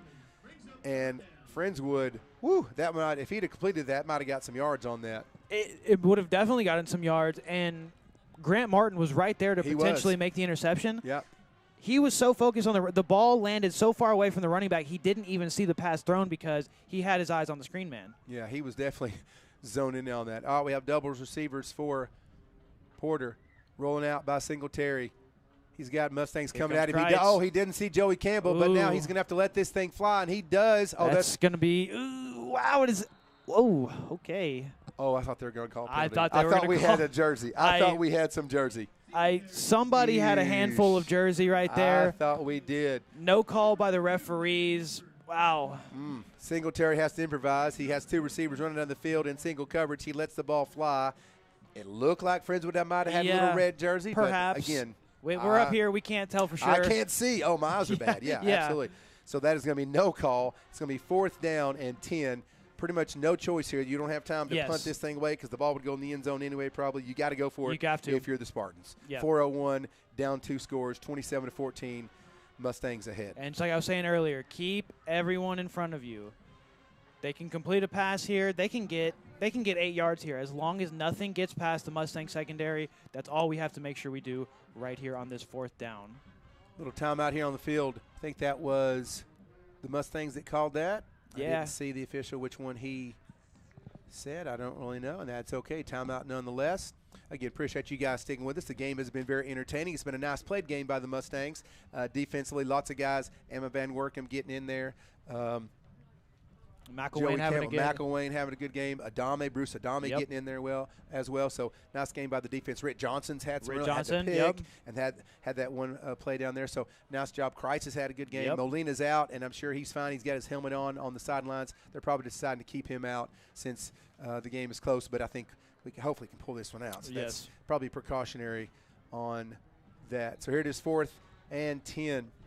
Kind of a do or die here for Porter as they go again. Doubles near side. They're going to send Vincent out in motion again as Singletary is going to go back. He is going to get pressured, and he is going to be taken down by a host of Mustangs. Alan Ford's there. Kreitz is there. Joey Campbell's there. I could keep on keeping on. And that is going to be a sack. Judson Stevens was there. That is a beautiful play by the Mustang defense who came alive right there. It is now going to be 1st and 10 for your Mustangs. Yeah, just great job by the Mustangs. Front 5 just totally collapsing the pocket.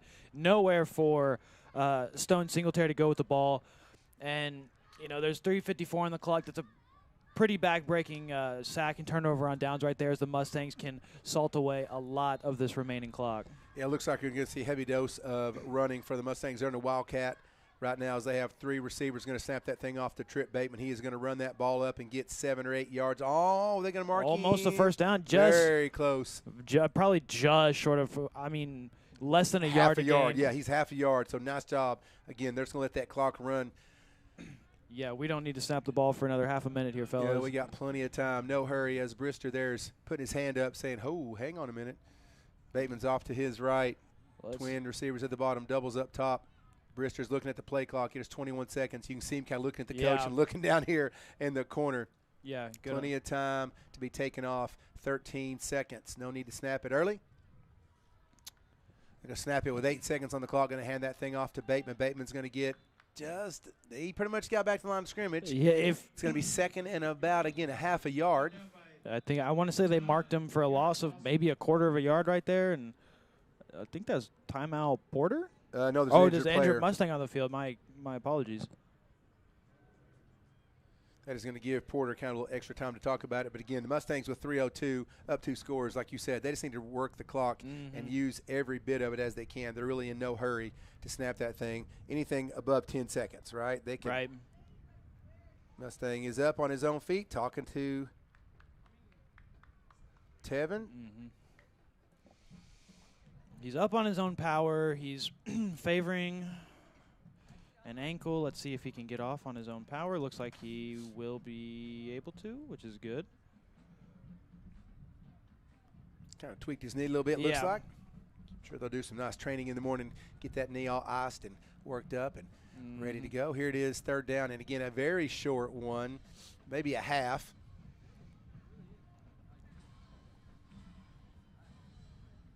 Now they're going to wind that play clock is starting at 25 after the injury. Again, no hurry for the Mustangs as it's now getting to 2:57 and counting. Band's still having a good time as we can They hear. are going to hand that ball off to Bateman. He is going to power forward and going to get the first down. That pretty much should seal the game if the Mustangs play this clock right, which I'm assuming they will. It's going to be first down for the Mustangs. They're going to roll that clock, 2:43 on the game clock and 30 seconds on the play clock. No need to snap this thing till it's below 10 for sure. Right, yeah, only excuse me, only one more snap needed until the 2-minute timeout. I'm not sure, Coach. I don't know if you know how many timeouts Porter has taken, but I don't know if it's the scoreboard says 3. Wildcat formation, going to snap that back to Trip Bateman. He's going to get 4 or 5 yards, but there's going to be a flag thrown right in the middle. It actually hit a lineman, so I'm assuming that's going to be a hold by the Mustangs. He threw it right at the foot of the line, but they went Mustangs, went Wildcat on that, tried to get Bateman up a few yards, and they did. That is going to stop the clock at 2:17 with 25 seconds. With 2:17 on the clock, up 27-14. They'll back the Mustangs up 10 yards. That is now going to be first and about 19. Yeah, and I wouldn't even get a play call in right here as the 2-minute warning. I would just let it get down to 2 minutes as well. And we were talking a minute ago about timeouts. The scoreboard both says 3 timeouts each, but someone called a timeout earlier. They just didn't track it, so I'm not sure who it is. I thought we did, but that doesn't mean that's what happened. Okay, Mustangs with a timeout at the – we're going to have a little break here at the 2-minute timeout. So fourth quarter, Mustangs 27, Spartans 14, 2 minutes to go. Yep. Barring a Christmas miracle Right. for the Spartans, Yeah. or should I say Halloween miracle, Right. Friendswood should be, in on this game, right? Right. Yes, barring a miracle of all miracles, in about 2 minutes of game time, Friendswood should leapfrog. Looks like 2 teams in the district to assume the 4th place in the district, taking that spot away from our opponent here tonight, the Porter Spartans. With just 2 games left in the season, Friendswood in control of their own destiny. And some scores of interest in our district. It looks like Angleton has beat the Fort Kempner Cougars 49-0. And then another game here was Crosby and LaPorte. Looks like, LaPorte is up 28. No, it is the fourth quarter. Yeah, LaPorte is up 28-21 over Crosby. That's like we said earlier. That game's going to have big implications. Yeah, LaPorte has a good squad. Yeah, too. they do. Back to live action, handoff by Trip Bateman. He's a cut middle. He's going to break a tackle and get all the way down. Going to get almost all that yardage back. Great run by number 33, Trip Bateman, who continues to run hard there in this game. Is going to get all the way down to where it's going to be Porter. Porter's calling a timeout with 1:52 on the clock. Is going to be second and about 4. I want to check with Coach McKeel and see if we could get us a quick update. Do we have a 100-yard rusher, Trip Bateman or Charlie Moore? I know Dax Berry has come in the game and taken some of those snaps and some of those. So it looks like we have Trip Bateman with 21 carries, 153 yards with a 7.3 per rush average. Yeah. Solid. Excellent night by Trip Bateman. Right. That is solid. How did Charlie end up so far?